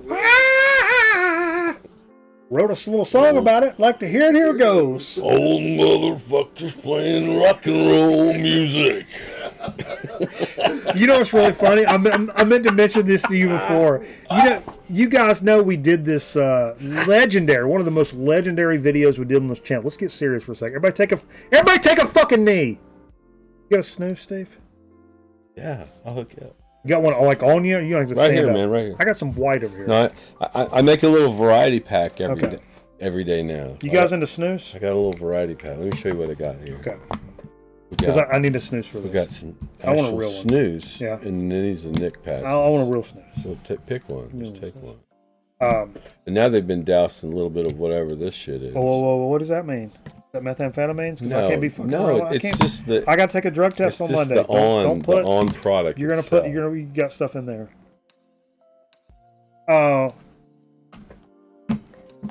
What was I gonna say? What were we talking about before? What was the last record? What was I talking about? Gangstar. Oh. It wasn't about that though. No. No, don't worry about it. Fuck. I wanted to get a good snooze in before I told it. Now I can't remember it. It related to snooze? I don't know. Because snooze is from Sweden, No. England. Fuck. Move on. I can't remember. It'll come to me. Start it over. Literally never. Here, let's start the whole show over. 3, 2, 1. No, something like legendary. I want to do something legendary. Fuck. Needed a snooze for that? Yeah. Because it was a big comment. Yeah. Anyway. So, Big Burly Bro, or Eric Weinbender. You guys may know him as Eric Weinbender. God bless him. Awesome dude. Cashed in some banana bucks. If you watch the channel over on Twitch, just by watching, you earn what's called banana bucks. And if you just chill with us and hang with us, you earn banana bucks, and they build up. Pop, pop, pop, pop, pop, pop, pop. Then you can cash in 1,000 banana bucks, and you get to choose the next LP. You make the call. You get to choose the next LP. And he cashed in 1,000 banana bucks and chose some, come on now. Judas Priest screaming for vengeance. Caca! I feel like that's what that robot eagle is saying. Caca! Hey, what's the guy that does Grenade? I would bang on the name for you. Who is that dude? The Weeknd. No. No? Eddie Savage. But you wouldn't do the same for me. 38 Special. No, it's Esteban. it's more like that. QVC. Santana. Come on, guys, help me out. Ricky Martin. Reginald Denny. You guys big Reginald Denny fans? What do you mean, Jerry? I'm just working on a bit. Anyway, Eric wanted to hear it. We wanted to play it. Boom. He also did Uptown Funk. Who did? The same artist. Judas Priest did Uptown Funk? No, the same artist. Uptown Funk! I was going somewhere with that. That's what we played. What was that? Yeah. Oh. You're going away too, fat boy! Should we play some marbles? It's time for marbles. I think it is time. Who wants some marbles? Marble. You're going away too, fat boy! Let's see if I can get it up. Wait. Let me rephrase that. I said, wait. Wait. Hold up. I gotta go to game capture. A whole different, got stuff to click. People are coming over. Is it coming up? Boom! Let's go. The fat boys are back. So, I'll click race. You guys hit exclamation point vote, then the number of the track you want us to run tonight. And we'll run it right now, baby. Whoever's got the most votes, exclamation point vote, then the number of the track. I need to get in here. We'll run it right now. Everybody get in here and get a good spot. I'm tired of fucking around. Let's go. Let's go. I still don't know why I wanted this snooze. I was going to tell this epic story. It'll come to you. Just take deep breaths. You think it was about me opening up for Slayer? Slow your breathing down. Should I get the backstage pass out? Slow down your breathing. I can't slow down my breathing. Can't slow down my breathing. As Doug Stanhope would say, you people raise your heart rate for physical fitness. I do it for your mere entertainment. It was about a video I did. Oh, the one on Say No to Drugs? Oh. I did the Chromie D video. Little animation you did? I did the animation. We showed the animation. I hate being. It's on your rundown? No, this was off script. This was Trump style, sorry. off the script. Sorry, can't help you there then. Off the rundown, no prompter. If we didn't talk about it in the meeting. Can't help you. How many subs do we need to get so that I can get a fucking prompter? Let's talk about that for a second. How many subs would a Subway scrub if a Subway could scrub subs? I got a meatball sandwich in the refrigerator. Ate some for lunch, saved some for later. That's my rhyme. Let me get on a verse. Somebody let me get a verse real quick. That was the setup? I think there's a lot of Epic votes. video? A lot of votes for 17. Chromie D. My man, my blood brother. A lot of votes for 17. Woof! Thank you, man. That's my first time doing anything in Microsoft Paint. No cap. That's what the kids say. You guys ever heard the kids say no cap? I'm enthralled in the Twitch community, so I know what no cap means. Let's see what kind of votes we got, Steve. Jesus Christ, the dojo. Probably gonna win this. Did I mention Southampton? The fuck? I think I did. Let's race the dojo. Woo! Let's cue it up for the dojo. Yeah, get well soon, Castillo. My Angelou. what I know of Southampton is it's where the Titanic launched from. That's off of Jersey's coast, right? No. Southampton. Southampton's in England. Jersey. England. No. England. I'm thinking of Brunswick. Southampton, England. And it's also the first line of the song of the Ballad of John Yoko. You got a line? Standing on the dock at Southampton, trying to get to Holland or France. But you said you got some lines? No. Oh. I heard lines. Beat Stylus? What's up, Sean? You said it was one of the most legendary videos I ever did on the channel. Do something like that next year or something. Oh, I know. Thank you. Dude, Feast Glass today. Orchid Aftermath. Hold up. Let's come back. I think Let's bring it back real quick. You guys can do exclamation point play to get into the game. Let's go exclamation point play. Make sure you get a good spot. I think Mikey Bananas just had an information orgasm. I did. That's why I trust you motherfuckers to keep me straight, and this is exactly what just happened. Because the funny, one of the most epic videos we've ever done on the channel is when we went and interviewed Artemis Pyle. We're talking about comments left on videos and stuff.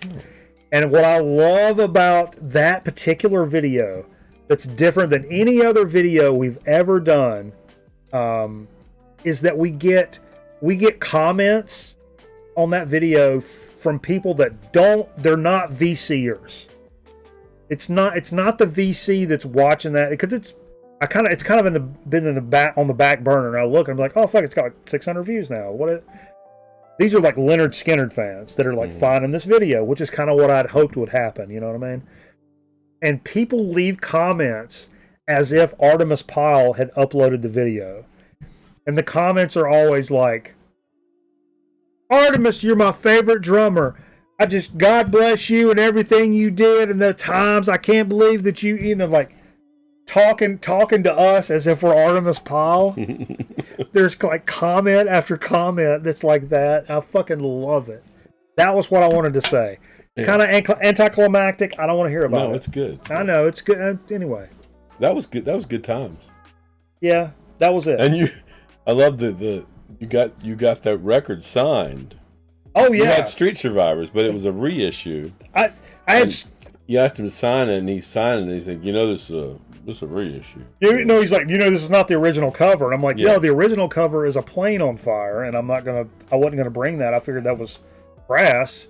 And he's like, you know what? I'm gonna go ahead and I thought that was gonna be crass. I thought that was crass.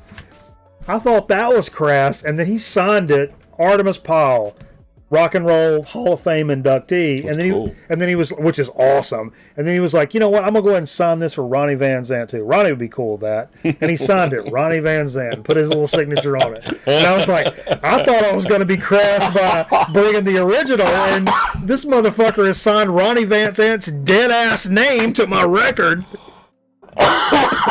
which I could put on eBay for $455. Get you a Vista Bay, Steve. Come on. Vista Bay.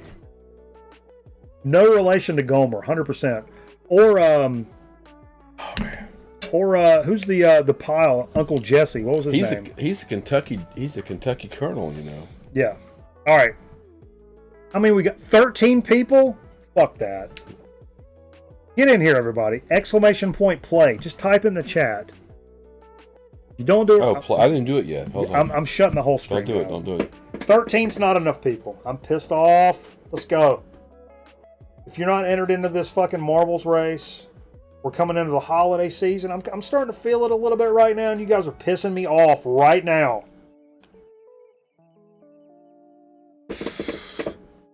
Everybody in? 14. Here we go. Come on, let's go. Yeah, what's Uncle Jesse's name? He's a Pyle. Denver Pyle. That's his name. All right, that's what we got. Let's run it. Let's run it.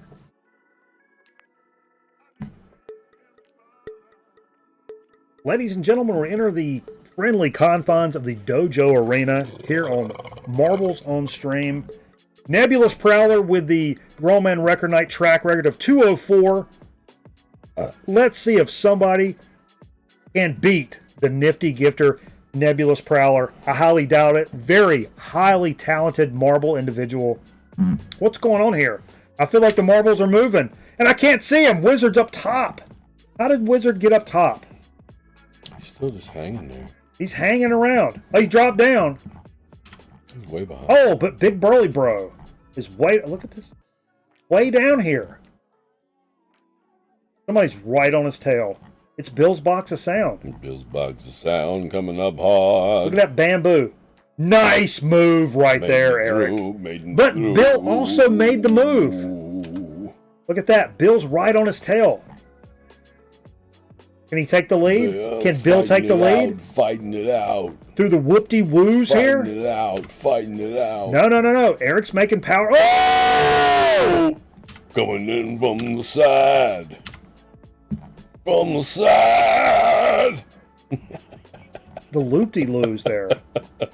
What happened to Bill? I What thought was that like? looked like Bill. Oh, Nebulous Prowler off the board. Off Oh my the God. board. Going the wrong way, brother. You're going the wrong way, brother. Oh no, what happened? Coming back down. Coming back down. Seems like everybody's jockeying for position here. Oh, whoa, Fluffhead off the dude. I'm sorry, bro. Abacus, still. What are you doing? Taking your time. Everybody's going like different ways. Everybody's going in different ways. But Eric's still just running strong. But who's in front of him right here? Big burly bro. Who's this other? Is that Bill still? Bill's box. Why is it not letting me go to? No, Bill's back here. Who's this other ball up here? Oh, I know who it is. Oh no! Fuck! Come on! Well Oh, timed. we're starting it over. Well Oh, Eric off the board. Zap off the board. DJ Thunder taking the lead late game. Boom. Are you serious? A local cat? Yeah. We growing big and strong here in North Carolina, motherfuckers. Hey, you're right. We grow winners. We grow fucking winners in North Carolina, like DJ Thunder. Right here in the fucking triad of North Carolina. Holy Look, Lord. Nope, they're fine. Here comes somebody. Let's wait for the official word, but oh my God. Woo. At least I'm still on Yes, the board. there was some. I think There I'm was still, hey, I'm still in the running. Rubbin is racing. Boom. Rubbin is racing, but Yeah. there was some shenanigans going on through that track. There was some bumping. Some people got bumped off the track, and That's part of the game, though. it is, but I mean, there is a flavor of ethics that we DJ Thunder. Woof. Final results. 217 did not beat Nebulous Prowler's track record of 204 for us here on the Grown Man Record Night program, but holy shit, what an absolute monster of a race. That was a good race. That's a good race right there. Man. Yeah, dudes were throwing elbows and shit. Underneath a little uppercut elbow. Dirty boxing. Pulling the head down. Do a little tight pull down. Right there. Boom. Randy Couture. Oh, play again? We may do it again. We can do another marbles, but let's do a little dig of the week first. Set hut. Again. Now, Steve, from your travels, you've been gone a couple of weeks. You pull some stuff out for I've got so many records. Okay. for dig of the week? Yeah. We don't have to do them all, Okay. but we can. We can just go through them all if you want. I don't care. A lot of them are just some things that I added on because I feel like you're saying stuff. I've neglected some genres that Okay. I thought, I still love it. What's up, Luke? I've got 2 records, so Okay. I mean, it's all you. I mean, however much you want to do, dude. All right. First, there's a really cool. I love Lionel Hampton, Yeah, and I found this that I hadn't seen before. I've never seen Swing that one, Classics. actually. What's cool is look at some of the players on here. Nat King Cole, Johnny Hodges, Coleman Hawkins, Nice. Benny Carter. Yeah, just tons of cool. Earl Bostic, Dizzy Gillespie. Nice. Yeah. And Hell yeah. Got a lot of Lionel Hampton. Don't have this one, but I never skimp on those, especially if they're cheap. I never skip. I love to see, there was actually a Lionel Hampton that came out for Record Store Day, and I was really happy to see that. I wasn't going to pick it up because Lionel Hampton is a $1, $2, $3 record for me all day long. But there was it's Lionel Hampton and somebody came out on Record Store Day. Oh, DJ Thunder with 100 biddies. Thank you, brother. Hell yeah. The biddy king right there. But that's pretty awesome. Good stuff. Keep it moving. Let's go. a friend of ours from work gave us both a big box of records, and we did like yours and mine. Yeah, like 10 years and ago. ended Yeah. up with a bunch of Linda Ronstadt, Yeah. which You a big Linda is Ronstadt guy? Not that big, but this is the one that I really wanted. This is Oh, so you are a Linda Ronstadt fan? oh hell yeah! Okay. This is I think the first after the Stone Ponies. Stone Ponies. It's got "You're No Good" on it, and another one that was What is this drawing down here? a neck brooch. A brooch. What's the other one on here? When Will I Be Loved? Eric said he got a 56 Hampton LP in Charlotte at Tip Top. Nice. Yeah. We'd love. Okay, What we so- always love about Lionel Hampton is like any of the live Lionel Hampton stuff, you can always hear him grunting in between Yeah, when oh, he's, I love it. when he's like You hear- playing. The mics they're so well placed, and you hear him go, and it reminded me those like tennis players. those Bonham tracks that came out with the isolated Bonham tracks where he's out in the stairwell at Headley Grange, and he's playing stuff for In Through the Outdoor, and it's like you hear like Yeah. that same growl. Why is this one Linda's so expensive? You have this one? What? It's in Spanish. You know Spanish. Canciones Canciones de mi padre? de mi padre. I do not know. All I know how to say is I like- uno más cerveza, I por really favor. like Latin music, and if I get this Malaguena music of Cuba, it's Percy Faith, which I'm not a Okay. huge fan of that, but I certainly love Music of Cuba, this- that'd be, this music. for like a cheap price, I'd pick that up. Yeah, 100%.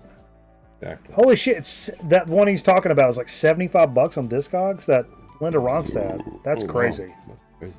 Oh my God. And a couple classical or symphonic albums. Leonard Bernstein, Rhapsody. For some reason, I didn't have this. It kind of blew my mind. Rhapsody in Blue, American in Paris, which is these are epic, landmark. Oh yeah.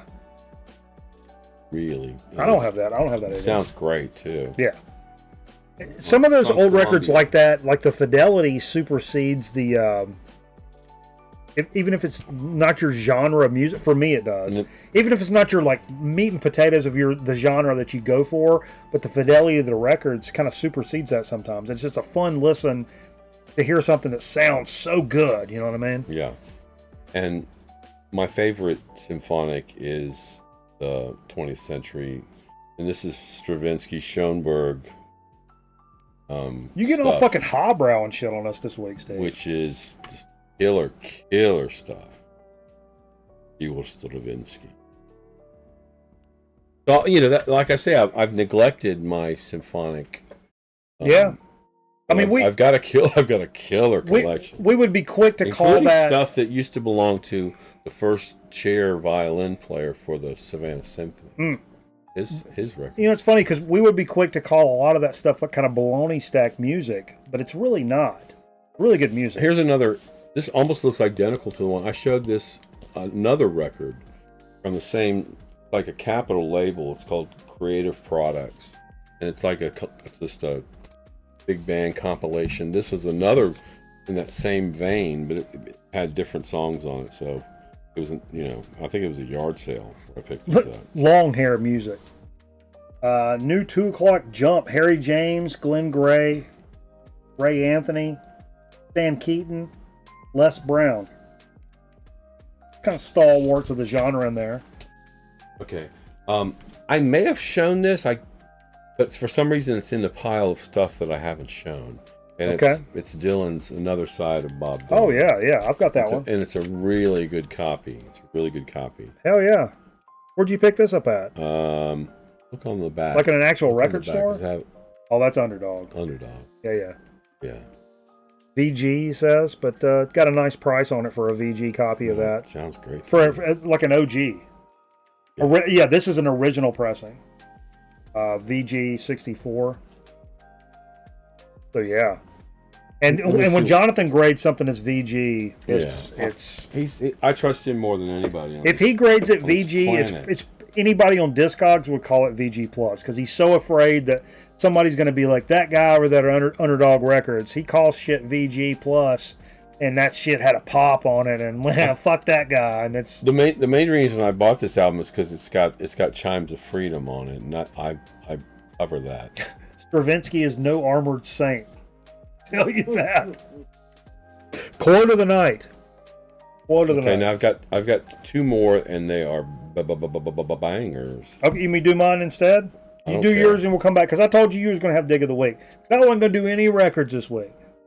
But so I did hold please on something that was a big hole in my collection. But when I went in there, and I don't want Chromie D to laugh at me. Chromie D's going to laugh at me.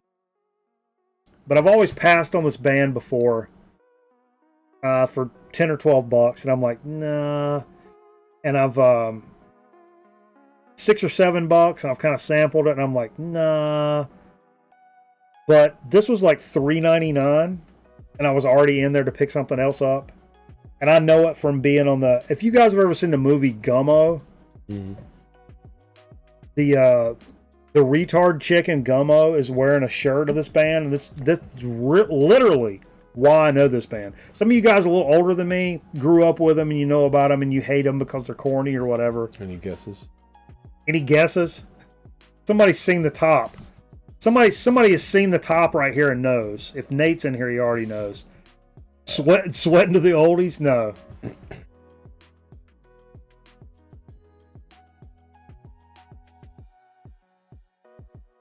Crocus. All right? Okay. I bought a Crocus album. Hardware. 81, I believe, on Arista. I don't know, man. I don't know. I've always kind of wanted to pick up a Crocus album. I don't know. And if I don't like it, what do you? I put them in the same place, right, with Dokken in my mind. Okay. Growing up through that era. I'm gonna. If I don't like it, one of you idiots is getting this for Christmas. I'll just send it out. But I don't know. I thought I would. I might take it home. You like it? For $4. If you don't like it, I'll take it home.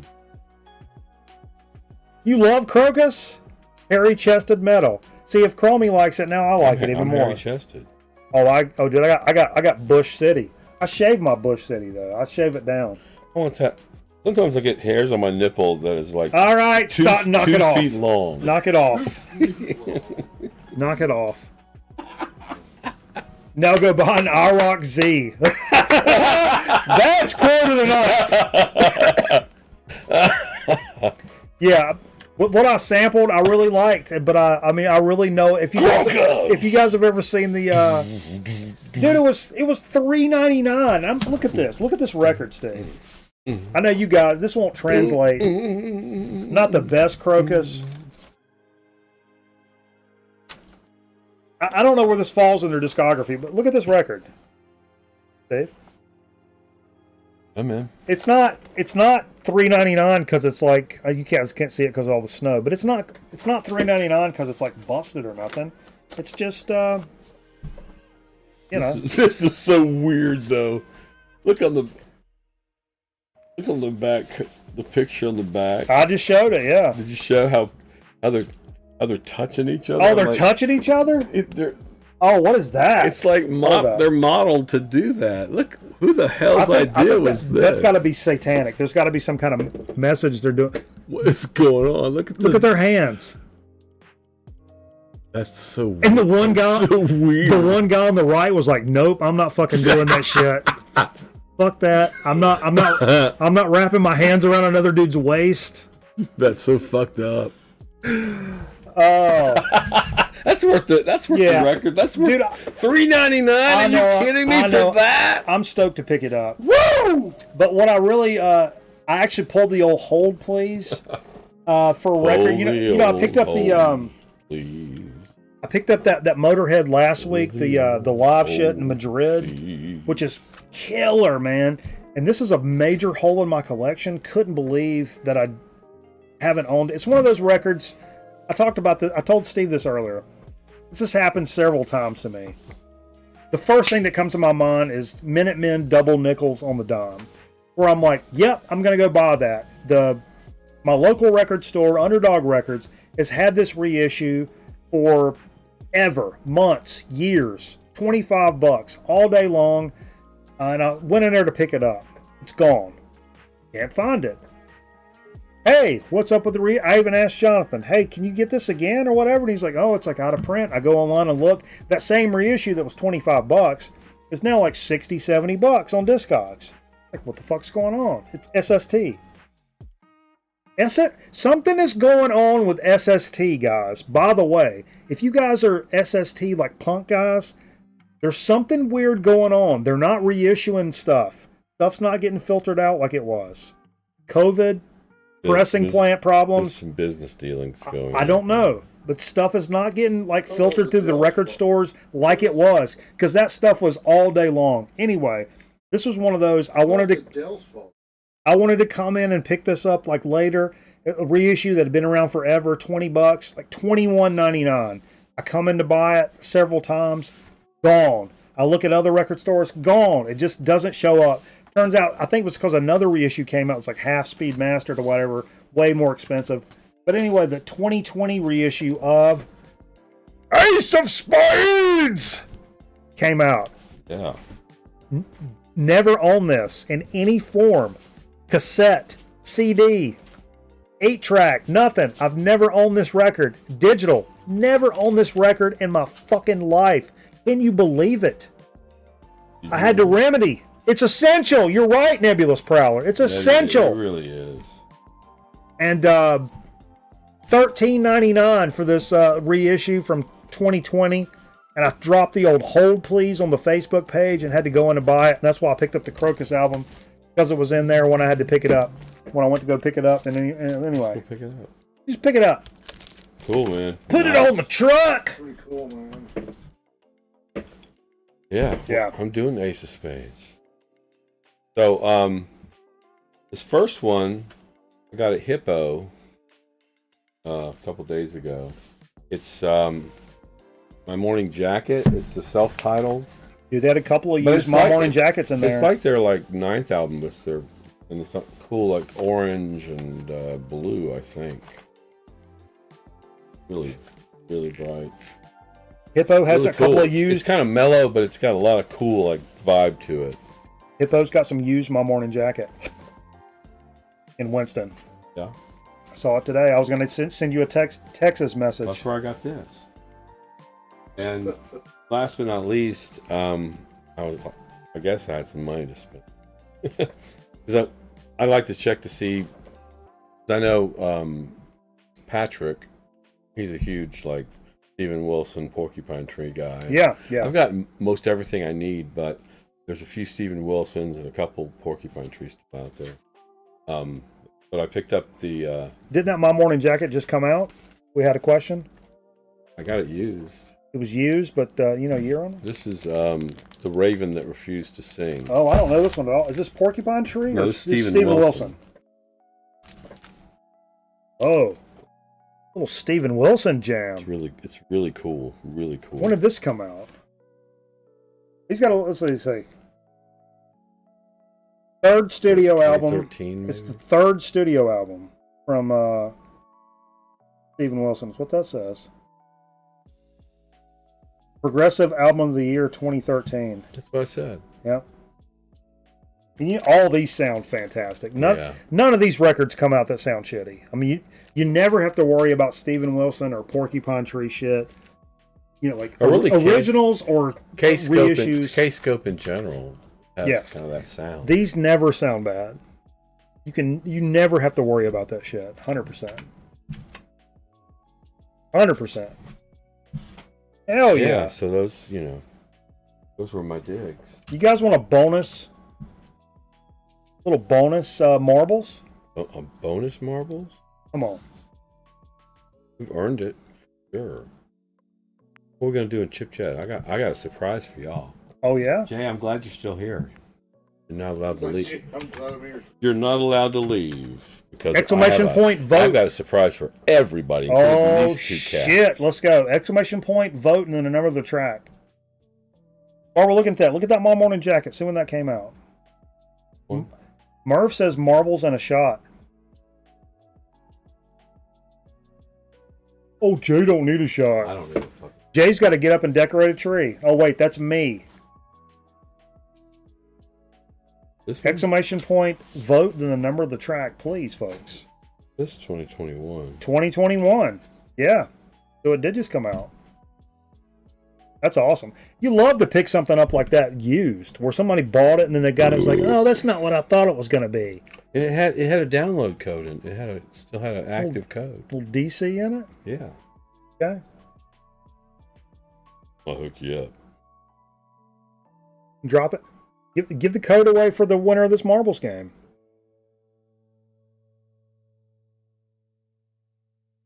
You can? You want to give it away? Give it away? Yeah, sure. That'd be. Or do you want to keep it and download it, then give a copy away or something? I don't know.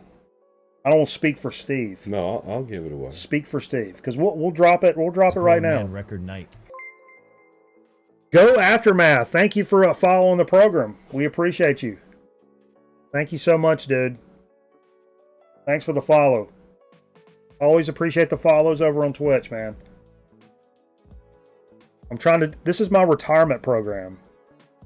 Most people get to 50, they want to buy a Miata, open up a fucking boutique somewhere. I want to be a fucking streamer for a living when I retire. So, keep the follows coming.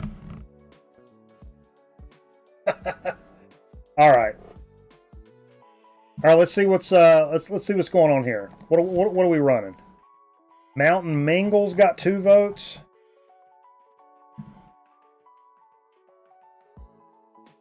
Mountain Mingle and Mountain Mingle. The fuck? Mountain Mingle. That's what we're running. Boom. So once this loads up, folks, we're gonna go exclamation point and play. Right now. Oh, look at this. I like this. I like the looks of this track. I like the looks of this track right now. Exclamation point play. Yeah, it's their 9th album. That's their 9th album.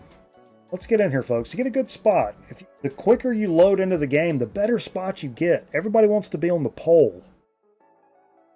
Pole sitters get good jumps on these games.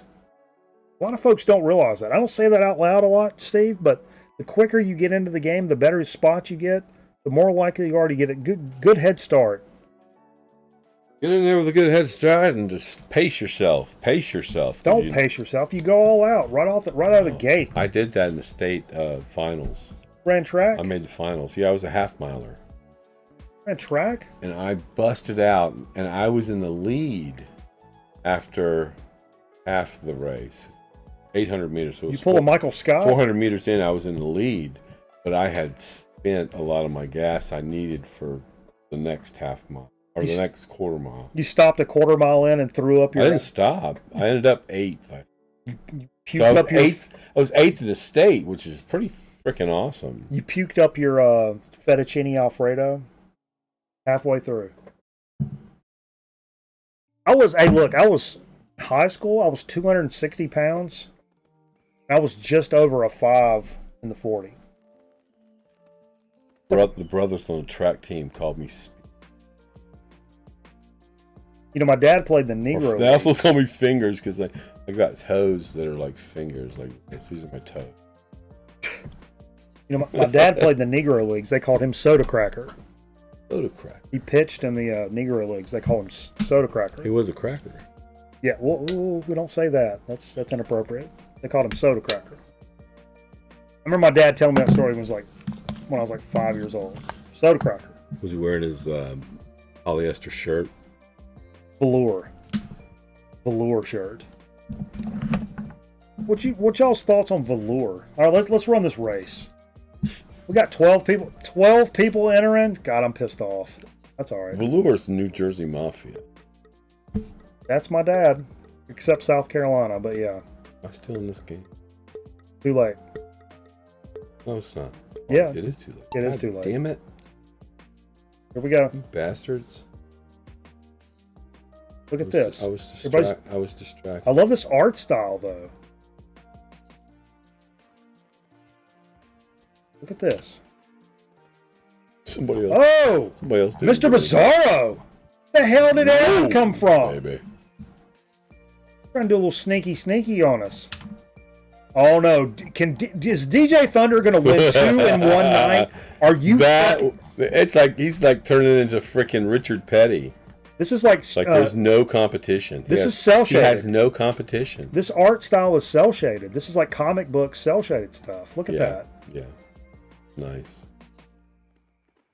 No shot. He wins 2 in a row. He's not winning now. Going up the Prowler. Oh no! Wait, who's winning? Oh, come on. You're not winning. I'm winning everything. I win life, Steve. I've never lost anything in my life. Ask my mama. Mr. Bizarro still out front. Let's go. Down the snake. He's going down the snake. Ride the snake. Ride the train. To White the horse. lake. Abacus is up in White the mix. horse. Merv. Woo! My spirit animal, Merv. Up in the mix. Ride the white horse. A couple of different lines you can run on this track, Steve, which is pretty interesting. Zonk Man has the track record at 230. Mr. Bizarro is still making power moves to shower moves over here. Whoa, whoa. This is a very interesting track, though. Boom. Pony. Whoa, whoa, whoa, whoa. You ever hear Whoa. that song that came out? Whoa, whoa, whoa. Came out in the 80s called White Horse about cocaine. From who? I don't remember. It was Julie Luck? It was almost like a dance song. There's the Vance Man. Seat of the Pants Ride Vance. the white horse. Look at here. Ride the white pony. That's what a fucking champion looks like right there. Glowing red. Who will come out on top? Fluffhead. Fluffhead? I don't understand this track. Right course. There's the end. Oh, there's I see the the end.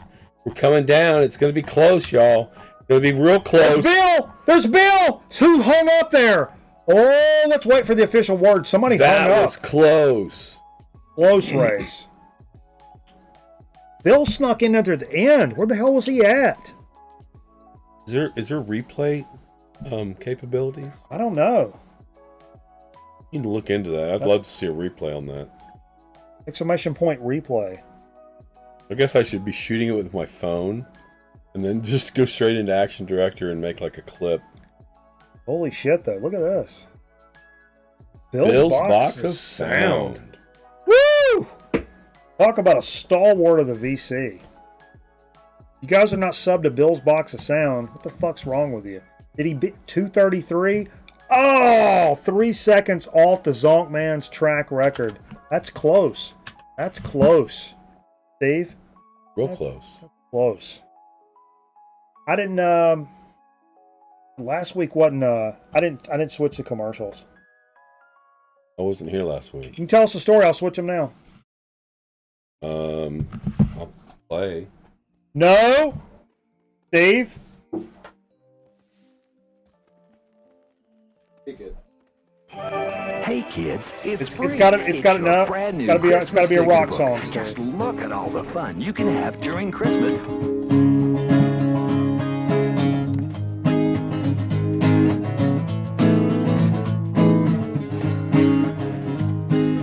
Please be rather than the stare that only smile to see you and you'll smile away.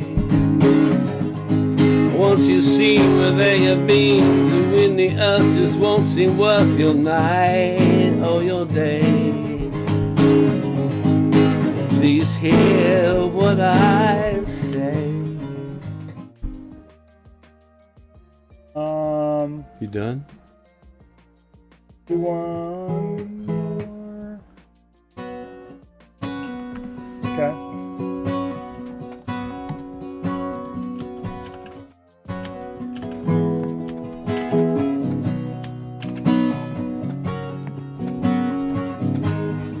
Brand new commercials already loaded in. See?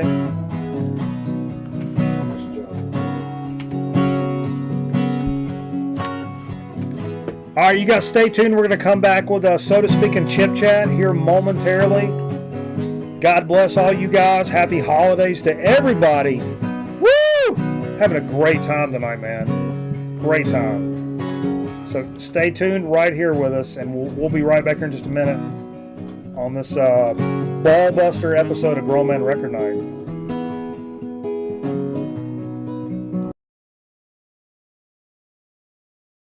And this 555 experts has created the toughest game for Atari's video system. Demon attack! Move there, fire breath. You not good enough for demon attack! You English trouble! I winning! Good work, Voltar. Demon attack really is tough. Imagine demon attack. I love football, and I love relaxing. Because for me, relaxing always includes Skull, the smokeless tobacco. Just a pinch between my cheek and gum gives me great tobacco taste without lighting up. Got the sea, the breeze, got my Skull, nothing's gonna make me move. Think I'll play some touch. Skull, brother. Try going smokeless. A pinch is all it takes. We have come so far in the past 20 years. Yes, sir. Granddaddy did good. Daddy did better. So why am I still smoking these short, white cigarettes?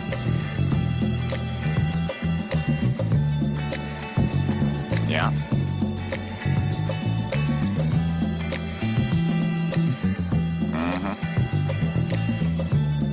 Yes, sir. That's real good right there. That's smooth. We've marched a long way. Stay black, stay strong, stay black and long. That's some good nicotine. Man, this 555 deal's really popular. Mr. Trump, here you go. 3 medium pizzas, $5 each. Tell you what, I'll counter that offer with an even better one. Here's the deal. You give me those 3 pizzas, only I'll give you just $5 apiece. Sure. Okay. Still got it, Donald. Still got it. Call now and get 3 or more medium one-topping pizzas for just $5 each. Get the door. It's the Domino's 555.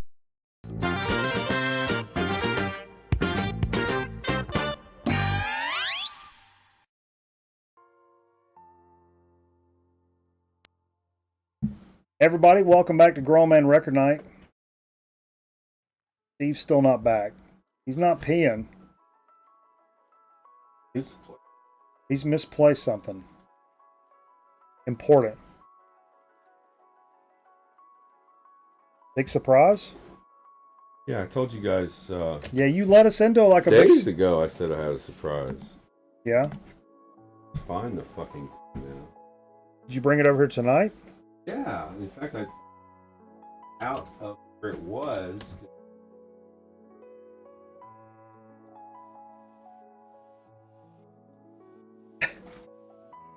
What's up, Charlie? Buy that vodka off a coffee truck? I wish I could, baby. Probably a little cheaper than what I got. I mean, this was $13 for a fucking handle. I mean,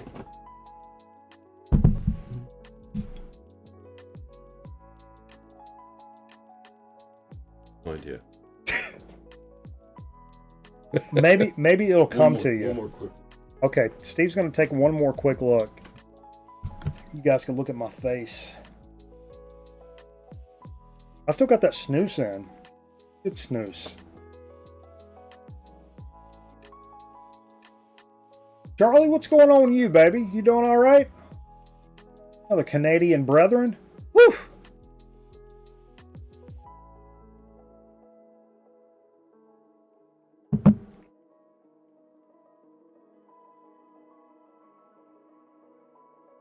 Yeah, 13. Yeah, dude.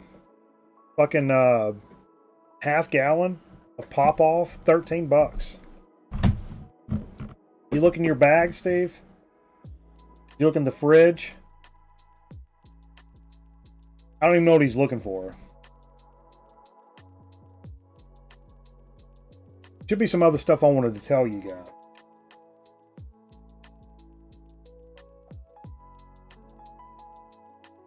Last day of afternoons. Huh? Yeah, we've done that, Steve. We've done the commercials already. What are we doing? What we played?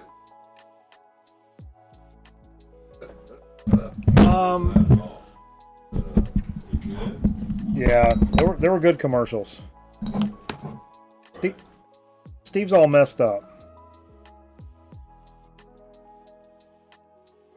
All right, let's get into a little so to speak. So, Steve brought a little so to speak action into the jam here tonight.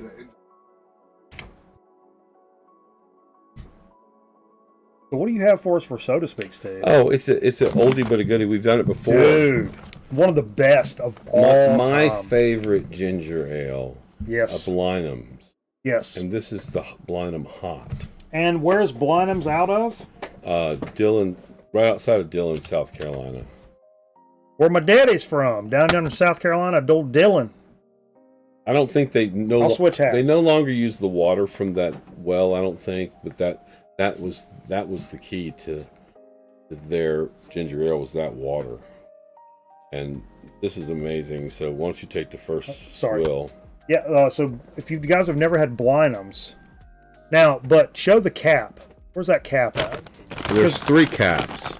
There's 3 caps. Now this one, if you get the Blenheim's with the red cap, that means like the super spicy. It's the hot one. It's the hot, super spicy ginger ale from Blenheim's, which is the best. Which is great. Yeah, and it really is hot. And Charles Kuralt did one of his on the roads he went down there, and it's a great piece. Kind of what inspired me to do that side roads thing when we did Artemis Pie. Oh, that's so good and so hot. Did I tell my Charles Kuralt story again? Yep. You know, Charles Kuralt is from North Carolina. Well, that's great. And I love that right on so the back of your good. throat. It's like drinking hot wing sauce almost. It really is. It's like drinking hot wing sauce.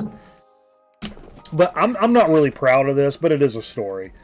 Charles Kuralt is from North Carolina. Legendary. We all love Charles Kuralt here. What a legendary... Yes, we love Charles Kuralt. What a legendary journalist. Actually, Sean, the beat stylist, early on, some of the first piece of VCLT he sent was the Donald Fagen, the Nightfly. And also sent a sealed copy of Charles Kuralt, This Is My Home. Mm-hmm. Sealed. Because we're from North Carolina, and which was super fucking cool. But embarrassingly, when I first went to college, I was a good boy in high school. I didn't drink or smoke or none of that in high school. Went to college and went a little bit bonkers. I went a lot bonkers, and I've not really come a whole lot back from that. But I do remember our good buddy Mike Horney lived in this dorm at UNC Chapel Hill, Carolina. Charles Kuralt. And we would get all drunk and messed up in his place, and right next to his dorm was the graveyard that's in UNC Chapel Hill. And there was a gazebo, so people went up there and smoked joints and stuff like that. So we went up to the gazebo and hung out and whatever. And I was drinking a bottle of Cisco. I don't know if you guys have ever drank Cisco back in the day. Are you saying you were smoking joints? It was like liquid crack. Cisco made you a little, kind of like pop-off. It kind of turned your personality into a little something different. It wasn't just I've drank 6 or 7 beers.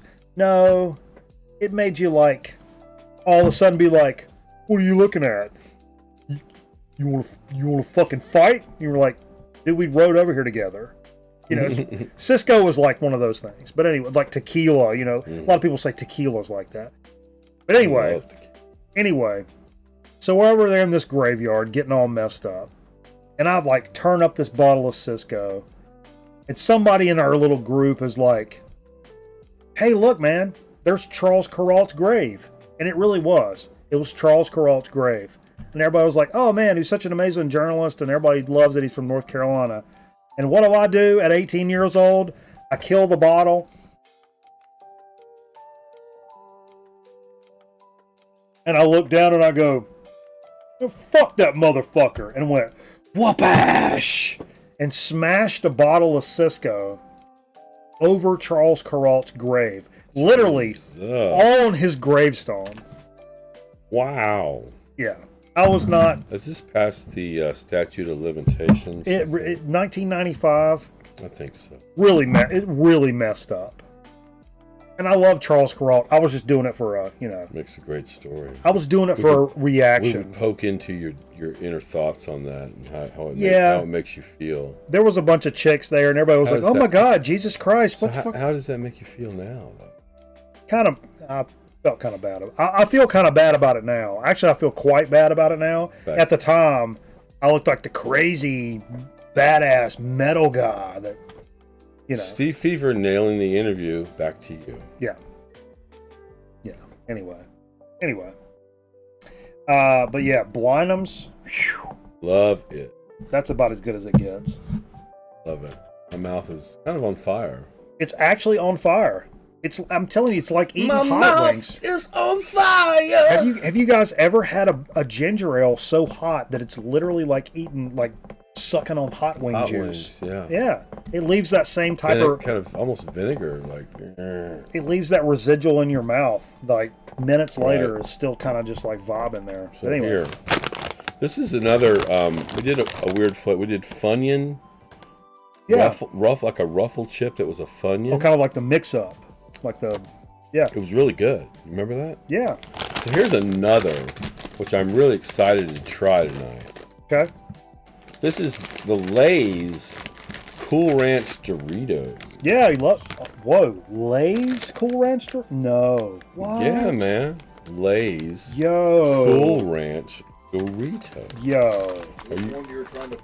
Are you ready for this? Look at this. So it's going to be Lay's chips with the Cool Ranch flavoring on it. Sure. Dude. That's got to be good. Are you ready for this? Let's see what it says. Ever wondered what Doritos Cool Ranch flavor would taste like on a Lay's chip? Saddle up, because Lay's put the iconic Doritos flavor on these iconic potato chips. Try all three for a limited time. So I think we've done them all. There's the third chip one. of the year? Oh, whoa.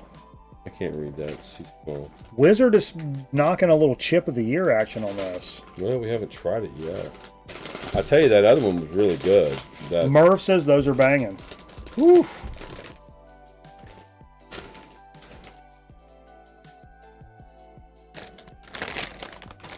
Did you show the bag? I did. Okay. Let's show the chip. Nice and, classic Lay's. Nice and thin, crispy, but you can see the seasoning on this. Lots of Cool Ranch seasoning on actual, Lay's chips. Okay. Wow. Okay. Wow. Okay. That's like the ranchiest ranch ever. Okay. The ranchiest ranch ever. Ooh. It kind of makes me think, maybe I'm wired all weird now because of doing this goddamn show. How much does the texture of the chip affect the taste? Is this more flavoring on this chip? Or are we used to tasting this on corn? We're used to tasting this on corn tortilla chips. And potato, more like more to the front. Yeah, corn tortillas are thicker, coarser. So I think the seasoning would be more on the surface because you can't permeate corn. It's too hard, too thick. Potatoes are more porous. They're thinner. They're crispier. And I think the seasoning porous. I think the seasoning is gonna stand out way more on a thin potato chip than an actual corn tortilla chip. And I think I'm right. I think I'm right because I'm a real smart motherfucker. That's a great chip. This is a great chip. This might be chip of the year. We're getting late. You know, it's funny, and I'm not just doing this because of this. There is a brand new chip sheet, courtesy of Sweet Tea. Sweet Tea. And she said she's been going back and looking through all the shows from this year. But she's a goddamn saint. It said, you guys have only mentioned chip of the year one time. Really? What was it? Come on now. We'll be announcing that at the end of the year. at our end of the year special. Which actually, we have shows on Christmas Eve and New Year's Eve this year. Really? Yeah. Can we pre-record? No. So I might Zoom. But might have to Zoom, yeah. I think this is an actual this is an actual candidate for Chip of the Year. Not just because Really? Yeah. Not just because we don't have enough and we got to fill the gaps. No, there's something. It's like a rap chip. This is up there. Like a rap chip. I don't want to stop eating them. Rap chip. If you guys want the new link for the new chip sheet, what? I got to link the new chip sheet so everybody can take a look at it. Yeah. Gotta put it out there. Also, I didn't mention this earlier. So that when you're in the store, you want to buy us a bag of chips, you can see what's on the list. Exactly. That's what it's really for. Fucking right, it is. Is it Russia? That's what I do. Oh yeah, when I'm in the store, I pull up the list. And I'm like, oh shit, have we done these? And I'm up. Because we don't. There it is. Because we won't remember any of this tomorrow. I'll buy it anyway and I'll eat it. We won't remember any of this tomorrow. I will say this about, speaking of sweet tea, one of the unsung heroes of this program, by the way. One of the founders of this program. One of the founders of a lot of ways. And we sing her as much as we can sing her, but she's unsung to some degree. Almost like a Mother Mary figure to the Mother show. Mary. We will have a tree up next week. Mother Mary. And she very early in the game had did us some Grown Man Record Night Christmas ornaments. Yeah. There is a new batch of Grown Man Record Night Christmas ornaments, some of which may be for giving away. Ooh. So we may be sending out some Grown Man Record Night Christmas ornaments. And my initial thoughts like, oh, we save it for the holiday special. But that's kind of too late. So I'm thinking like maybe next week, maybe we once the tree's up, we give away a couple of ornaments or something. You know, I'm praying for a Christmas miracle, and I think all the products that I have from Steve Sack are going to make their destinations in time for Christmas. You counting on Santa Claus to do it for you? Wouldn't that be a Christmas miracle? I think that's a maybe if I get the ornaments, I can include those. That's a cheap way out. Don't send them all year and then you wait for fucking Santa Claus to do it. That's kind of skipping. No, I'm going to include the ornaments. That way they get this bonus prize for waiting all fucking year. Okay. Or me getting my ass down to the post station. Okay. The post station. The post station. Down to Petticoat Junction. What do you live in Ghana? I got to get down to the post station because that's what they say in Ghana, and they always do this. I take the helicopter. They always do this. I got to get down to the post station because I did that when I said it for some reason. You ever seen Ghanese people? No. Guanese? Ghananese. Idi Amin was in Ghana, was he? What? Idi Amin. I just know Coney 2012. That's all I know. Great chip.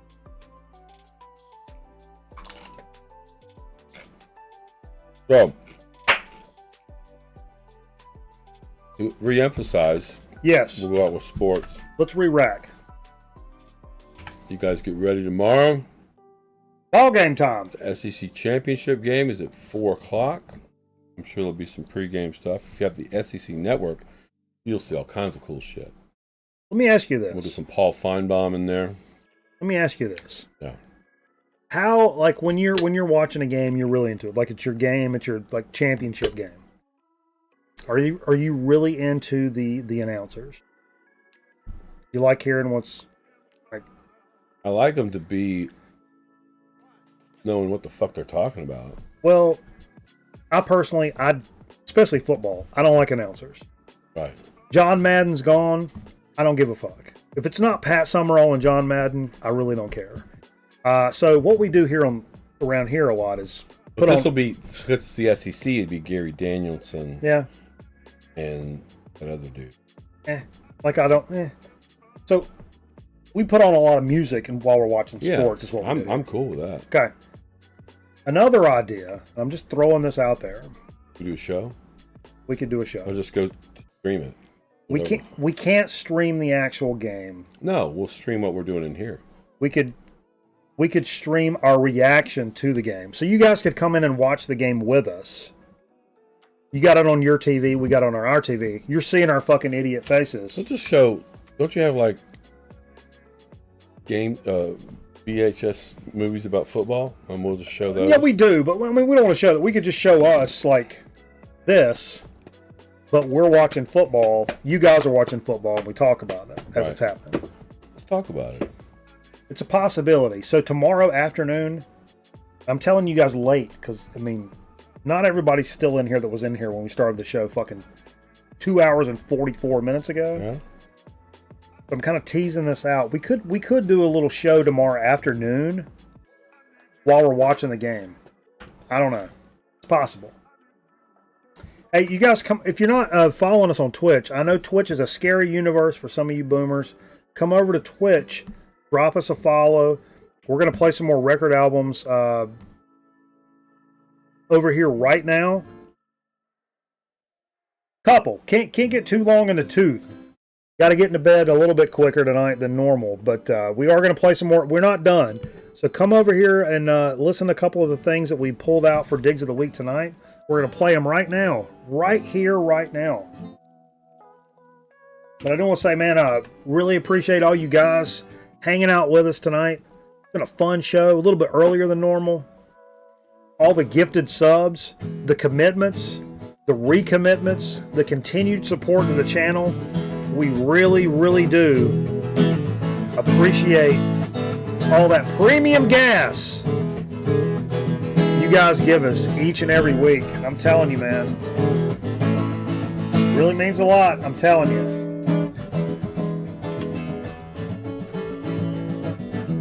Come over there and hang out with us. We're going to listen to a couple more record albums. Hope everybody had as good of a time as we had, because I'm telling you what, man. Man, feeling good, looking good, smelling good.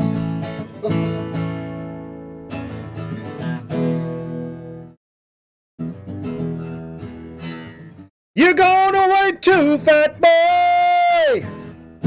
Fat boy. Nailed it.